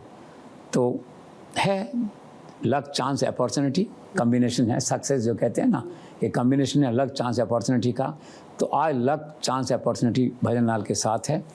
आज वो चुनावी राजनीति के एक नए नायक के रूप में राजस्थान में सामने आए हैं, which everybody has to accept at least for the time being, till दूसरी घटना नहीं हो कोई बड़ी। वैसे भी चुनाव प्रचार में मुख्यमंत्री भजन लाल शर्मा की स्ट्राइक रेट बहुत अच्छी रही है। पिछले 3 महीनों में वो 22 सीटों पर प्रचार करने गए, जहां 18 सीटों पर बीजेपी जीती। महाराष्ट्र में 9 सीटों पर प्रचार किया, 8 पर भाजपा जीती। हरियाणा में 6 सीटों पर प्रचार किया, 5 पर भाजपा जीती। तो एक अच्छा इम्प्रेसिव आउटस्टैंडिंग परफॉर्मेंस रिकॉर्ड भजन लाल का चुनाव प्रचार के दौरान रहा है। सर, इसी से जुड़ा सवाल है कि दिल्ली और जयपुर पर नज़र रखने वाले जो राजनीतिक एक्सपर्ट्स हैं वो ये मानते हैं कि 7 में से 5 सीटें जीतने की जो घटना है वो मुख्यमंत्री के लिए एक संजीवनी का काम करेगी। आप भी इस आकलन से इत्तेफाक रखते हैं? हाँ, मैं सहमत हूँ। जिस दिन से भजन लाल ने शपथ ली थी उसी दिन से एंटी भजन लाल खेमा दिल्ली में सक्रिय है। उसमें कुछ पॉलिटिशियन हैं, इन सब की जानकारी मुख्यमंत्री को है, लेकिन लॉबी एक्टिव है और लॉबी की एक्सेस है। लॉबी की एक्सेस अमित शाह तक है, लॉबी की एक्सेस को सेंट्रल पावरफुल मिनिस्टर्स तक है, लॉबी की एक्सेस पीएमओ तक है। लोग हर दफ़े, और सबसे बड़ी बात यह है कि खुद सरकार के अंदर 2 कैंप ऐसे हैं बड़े माना जा रहा है, जिनके बारे में कि वो लोग भी डायरेक्टली इनडायरेक्टली मानिए कि भजन लाल के प्रति सौहार्द नहीं है उनका, या दिल्ली जो फीडबैक आता है उसमें उन लोगों का भी रोल है। 2 पावरफुल पावर सेंटर्स हैं जो खुद भजन लाल की कैबिनेट में हैं। ऐसा उनके बारे में ऐसा माना जाता है कि वो लोग भी वहाँ का जो नेगेटिव फीडबैक है वो दिल्ली तक पहुँचाते हैं। तो भजन लाल शर्मा क्या है, एक शरीफ और एक इनोसेंट टाइप व्यक्ति, इस तरह के हंसते रहना, मिलते रहना। राजनीतिक षड्यंत्र हो रहे हैं, उनका पता लगाना, उसका सामना करना, स्ट्रैटेजी बनाना, ये उनके कार्यशैली में अभी तक आया नहीं है। कुर्सी सिखाती है, आने वाले दिनों में इसको वो महसूस कर लेंगे कि ये काम भी करना ज़रूरी है। अभी तो क्या वो ईश्वर के उसमें रहते हैं, जब उनसे मिलो तो ये होता है कि भाई वृंदावन भगवान की कृपा है, जब तक राज है जब तक रहेगा। लेकिन अब से ना सर्वाइवल ऑफ द फिटेस्ट, तो ये करना पड़ता है। तो मेरा पक्का मानना है कि जो एंटी भजन लाल लॉबी जयपुर और दिल्ली में एक्टिव थी और काफ़ी चीज़ें यहाँ करते थे, एक बार उस पर विराम लगा है निश्चित तौर पे। आज दिल्ली में कम से कम अगले 1-2 महीने तक भजन लाल के खिलाफ कोई कुछ भी सुनने को तैयार नहीं होगा, ऐसा मेरा आकलन है। प्लस क्या है कि अभी 9-10 तारीख को जयपुर में राइजिंग राजस्थान सम्मेलन और निवेश का, आश्चर्य की बात है 30 लाख करोड़ से ज़्यादा के निवेश के एमओयूज़ वहाँ पे आ गए हैं। प्रधानमंत्री आएंगे, फंक्शन बहुत अच्छा होगा, क्योंकि वहाँ जो टीम है, सुधांशु पंत हैं, शिखर अग्रवाल हैं, अजिताभ शर्मा हैं, ये जो लीडिंग लोग हैं ब्यूरोक्रेसी में जो है, ये बहुत अच्छा कोऑर्डिनेशन से काम हो रहा है।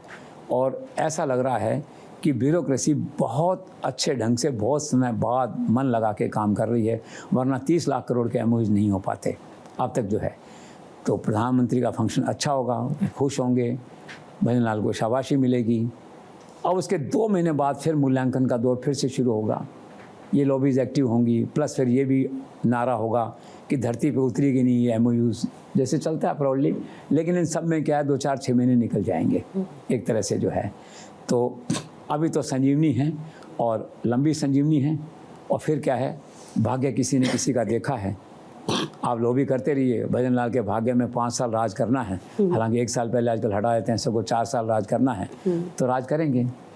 लेकिन ये है कि ये चुनाव जो है उनके लिए संजीवनी बन के आया है। मैं आपके इस मत से सहमत हूँ। सर 2023 में पूर्व मुख्यमंत्री अशोक गहलोत के मीडिया सलाहकार थे नरेश अरोड़ा। आपको लगता है कि अजीत पवार की जीत में उनका बड़ा रोल है? नरेश अरोड़ा का सुना है मैंने। देखो ये तो प्रोफेशनल्स हैं ना, इनका किसी व्यक्ति विशेष से पार्टी से कोई लगाव नहीं होता।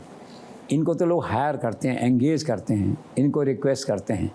इनकी कोई व्यक्तिगत लॉयल्टी नहीं होती किसी के साथ। प्यार मोहब्बत करते करते गहलोत के साथ थोड़ी बहुत हो जाती है कि आप दिन में 4 बार जाते हैं, आप देखते हैं बहुत अच्छे आदमी हैं, शरीफ आदमी हैं, बहुत प्यार से कंधे पे हाथ रखते हैं, तो लॉयल्टी उस सीमा पे होती है। बाकी दे आर बेसिकली बिजनेसमैन और इट्स फाइन। तो अजीत पवार के साथ भी काम किया उन्होंने उनको एंगेज किया था और उन्होंने से वादा किया था कि 35 सीटें मेरी गारंटी, आप 35 से ज़्यादा लाएंगे। वो सही निकले, 41 सीटें आई। चांस की बात है, अशोक गहलोत के मामले में सही नहीं निकले, सरकार नहीं बन पाई, चांस जो है, लेकिन इसमें सही निकले, रोल था उनका। और अब मुझे लगता है कि आगे भी अजीत पवार जो शासन चलाएंगे, एक बार जो एडवाइज़र आता है तो फिर हो जाता है साथ में। और अब क्या है, it's a time of advisers only देखा जाए तो। अब हिरेन ने जो चुनाव जीता है, जो महिला योजना है और इतनी योजनाएँ हैं और ओपीएस है, ये खुद का नहीं लगता मुझे। कोई न कोई वहाँ भी कोई न कोई नरेश अरोड़ा वहाँ भी बैठा हुआ है। तो अभी जो टाइम है आजकल वो है कि गवर्नेंस थ्रू एजेंसी एक्सपर्ट्स एक तरह से। तो ये एक सक्सेस स्टोरी है। नरेश अरोड़ा के सीवी में एक और सक्सेस लिखी जाएगी कि उन्होंने अजीत पवार का कैंपेन किया और सीटें उनके आकलन के से भी ज़्यादा सीटें वहाँ पे आई। सर अभी हाल ही में वसुंधरा राजे जी का एक बयान आया है, जयपुर में उन्होंने ये बयान दिया। उसमें उन्होंने कहा कि बादल कुछ देर तक सूर्य को अदृश्य कर सकता है, लेकिन सूरज की दमक को ढकने का या वो सामर्थ्य बादल के पास नहीं है। इसको कैसे देखते हैं? इसको ये है कि भाई क्या करें, आदित्य दिल है कि मानता नहीं। और मन में पीड़ा तो है उनके, देखो सबको पता है, उदासी है, थोड़ा सा उपेक्षा का भाव कभी आता है। और ये सब क्या है, जन्म पत्री का खेल है, किसी के हाथ में नहीं है। कहने को कुछ लोग श्रेय ले सकते हैं कि हमने मैडम को किनारे कर दिया है, पर कोई किसी को किनारे नहीं करता है। स्टार्स और भाग्य ही किनारे करते हैं, वो ही आगे लाते हैं। तो मैडम भी अपनी भावनाओं पे कंट्रोल रखती है, क्योंकि कहीं न कहीं अनुशासन की बात भी सामने आती है, लेकिन कंट्रोल करते करते भी 2-4 शब्द, भावनाएं, इशारा, संकेत तो निकल ही जाते हैं। मैडम की भावनाओं को सब समझते हैं और वक्त की बात है, वक्त का इंतज़ार करो, वक्त अपने हिसाब से पलटा खाएगा। That's all. सर अभी हाल ही में जो फ़ोन टेपिंग मामला जो था, उसमें लोकेश शर्मा जो अशोक गहलोत के ओएसडी हुआ करते थे, वो उनकी गिरफ्तारी हुई, उसके बाद उनकी बेल भी हो गई, एंटिसिपेटरी बेल उन्होंने ली भी थी, ज़मानत हो गई। लेकिन इस पूरे एपिसोड को कैसे देखते हैं? एपिसोड है, देखो ये तो political vendetta versus political vendetta. Ashok Gehlot के टाइम में गजेंद्र सिंह शेखावत का कहना है कि वेंडेटा हुआ उनके खिलाफ, उनको फंसाया गया। तो अब इनका कहना है कि वेंडेटा क्या था। तो नॉर्मली तो क्या होता है ना कि वेंडेटा का जवाब वेंडेटा से या कानून का जवाब कान से होता है। अब आज क्या, गजेंद्र सिंह शेखावत सारे मामलों में बरी हो चुके हैं, चाहे संजीवनी का मामला था, फ़ोन टेपिंग से जुड़ा मामला था। तो अब जो बारी है वो जो शेखावत कैंप है उसके पलट के कुछ देखने की बारी है, और उनको कुछ करना नहीं पड़ा। चांस की बात यह है कि घटना ऐसी घटी कि खुद अशोक गहलोत के ओएसडी बागी हो गए, जिन्होंने इसको अंजाम दिया, सारे फ़ोन टेपिंग को जो उन्होंने खुद ने स्वीकार किया है, वो खुद बागी हो गए। तो गजेंद्र सिंह शेखावत तो कुछ करने की ज़रूरत नहीं है। लेकिन मुझे ऐसा लगता है कि ये केस इतना आगे बढ़ गया है कागज़ों में, कोर्ट कचहरी में, कि गजेंद्र सिंह खुद भी अगर चाहें तो इसमें कोई पीछे हटने या वो मतलब गजेंद्र सिंह शेखावत का कोई डायरेक्ट रोल मुझे अभी, क्यों जब हम फ़ोन टेपिंग की बात करते हैं तो गहलोत और गजेंद्र सिंह शेखावत दोनों के बारे में उसमें डिस्कशन होता है। तो अब तो क्या है कि law of the land is taking its own course. Gehlot का दुर्भाग्य है कि उनका OSD बागी हो गया, वो सारे सबूत लेके चला गया। अब ये शीर्ष नेतृत्व पे है, गृह मंत्रालय पे है, कानून मंत्रालय पे है, अमित शाह पे है कि कानून को कहाँ तक कानून करता है, क्योंकि टारगेट पे तो गहलोत हैं और गहलोत के खिलाफ सबूत सब उन्होंने दिए हैं, तो गहलोत से पूछताछ होगी। और नेचुरल सीक्वेंस तो ये है कि फिर कानून अपना काम करेगा। अब देखने की बात है कि पॉलिटिकल लेवल पे, शीर्ष नेतृत्व के लेवल पे इसको कैसे हैंडल होता है। ये केस प्योरली लॉ के हिसाब से हैंडल होता है कोर्ट कचहरी में, या कि कहीं ना कहीं पॉलिटिकल एंगल या उदारता का भाव कहीं दिखाई देता है। तो आने वाले दिनों में ऐसा होगा, लेकिन एट द मोमेंट जहाँ तक आज का सवाल है, कानून अपना काम कर रहा है और गहलोत के लिए यह एक चिंता का विषय है, ऐसा मेरा मानना है। सर, हरियाणा के बाद अब झारखंड, जिस तरीके से एग्जिट पोल्स की किरकिरी हुई है, भारत में एग्जिट पोल का रोल भविष्य में आप कैसे देखते हैं? आप सही कह रही हैं, एग्जिट पोल एक तरह से घृणा का पात्र हो गए हैं। मैं तो कहता हूँ किरकिरी से एक शब्द आगे है। इस बार टीवी पे लोगों ने देखा ही नहीं एग्जिट पोल, और फिर पिटे, एक सही निकले एक में गलत हो गए। और पिछला जो एग्जिट पोल हुआ हरियाणा के बाद जो हुआ, इसमें तो बड़ी एजेंसियाँ वैसे ही पीछे हट गई और उनका इसमें पैसा लगाना बेकार है। जो है नए नए WW जो कहते हैं जिनको हम, वो कुछ आए नए करने वाले, वो करके जो है कुछ चले गए, छोटा मोटा कई और पैदा हो गए करने वाले। लेकिन exit polls basically have lost their credibility, their relevance, their importance in Indian politics. और अब मुझे लगता नहीं कि कोई एजेंसी कोई बड़ा पैसा लगा के एग्जिट पोल के धंधे में उतरने वाली है। तो let's close this chapter, let's एविंकेबली जिसे कहते हैं सम्मान के साथ एग्जिट पोल्स जो है ना, इनका फेयरवेल होना चाहिए, इनको सलाम कहना चाहिए, इनको नमस्ते कहना चाहिए, ताकि भारत की राजनीति में एग्जिट पोल्स का जो फ्लॉप शो है कम से कम बंद हो, ये भटकाव बंद हो। जिसे कहते हैं एग्जिट पोल से एक भटकाव लाते हैं, रादर मैं ये कहूँगा कम से कम 2 दिन तक तो भटका के रखते हैं आपको जो है। बस ठीक है, चुनाव आयोग की मतगणना कोई अधिकृत माना जाए, मेरी अपील है, और एग्जिट पोल्स की तरफ ध्यान नहीं दिया जाए। यही सबके हित में है, यही देश के हित में है, यही मतदाताओं के हित में है। सर, कुछ क्षेत्रों में ऐसी चर्चा चल रही है कि कुछ निर्दलियों को साथ लेकर बीजेपी अपनी 132 की जो संख्या है उसके साथ अकेले बूथ पर सरकार बना सकती है। आपको क्या लगता है? बना सकती है। आज 137 तो ही गए हैं, 5 आदमी छोटी पार्टियां छोड़ के आ गए हैं, और अगर आप फ्री हैंड दे देंगे अमित शाह को, अगर इशारा कर दें मोदी जी कि ऐसा कर सकते हैं, तो कल सुबह हो जाएगा, कल 12 बजे तक हो जाएगा। तो लोग तैयार बैठे हैं आने के लिए। लेकिन अभी जो है ना, नैतिक तकाज़ा है, क्योंकि एक बात है, नरेंद्र मोदी स्टेट्समैन है, अमित शाह इस मामले में स्टेट्समैन है, तो मोरल जो ड्यूटी है इसमें सबको साथ लेके चलने की। जिनके साथ चुनाव लड़ा था, इतनी जल्दी उनका दामन नहीं छोड़ सकते आप। हो सकता है आने वाले कल के दिनों में डिफरेंसेस ज़्यादा हो जाएं, कुछ ऐसी स्थिति हो जाए 6 महीने बाद, साल भर बाद, तो 10 आदमी आ जाएंगे, सरकार बन जाएगी आपके इंडिपेंडेंटली। लेकिन अभी मुझे ऐसा दिखाई नहीं देता, क्योंकि मॉरल वैल्यूज़ के हिसाब से अमित शाह, नरेंद्र मोदी अपने गठबंधन से इन लोगों से बंधे हुए हैं और इनको इस मझधार में नहीं छोड़ेंगे। इसलिए भाजपा केवल अपने बल पे कुछ लोगों को, जिनको हम स्ट्रेटेजिक अलाइज कहते हैं, उनको साथ ला के सरकार बनाए, इसकी संभावना मुझे नहीं दिखाई देती। अखबार ने, शायद टाइम्स ऑफ इंडिया ने बहुत अच्छा लिखा, उसने कहा कि एक नारा दिया मोदी जी ने, एक है तो जनता की आवाज़ आई सेफ हैं। नारा आधा पढ़ा उन्होंने कि एक है तो ... जनता ने कहा सेफ है, महाराष्ट्र ने कहा सेफ है, तो हिट था नारा ये। एनीहाउ, बिल्कुल। और इसी के साथ बीजेपी को और महायुति को महाराष्ट्र में सेफ कर दिया है। हरियाणा को छूकर जो गुलाबी हवा निकली थी वो महाराष्ट्र तक पहुंची, गुलाबी हुई, रंग बदला, भगवा हुआ और महाराष्ट्र में महायुति की सरकार बनी है। आगे दिशा तय होगी, क्योंकि दिल्ली और बिहार में चुनाव होने हैं। जाहिर है कि बीजेपी अपने होमवर्क में लग चुकी है। 1990 में बाला साहब ठाकरे के साथ छोटे भाई की भूमिका में जो बीजेपी थी, 2024 में बड़े भाई की भूमिका में एक अप्रत्याशित जीत दर्ज कर चुकी है। सरकार का क्या फॉर्मूला रहेगा, कौन सीएम चेहरा होगा, इस पर नजर रहेगी। लेकिन महाराष्ट्र के चुनावों का आपने संपूर्ण विश्लेषण किया, the man of prediction doctor Jagdish Chandra ने। बहुत बहुत शुक्रिया सर आपका द जेसी शो का हिस्सा बनने के लिए, और साथ ही जनता का भी बहुत बहुत धन्यवाद हमारे साथ द जेसी शो का हिस्सा बनने के लिए।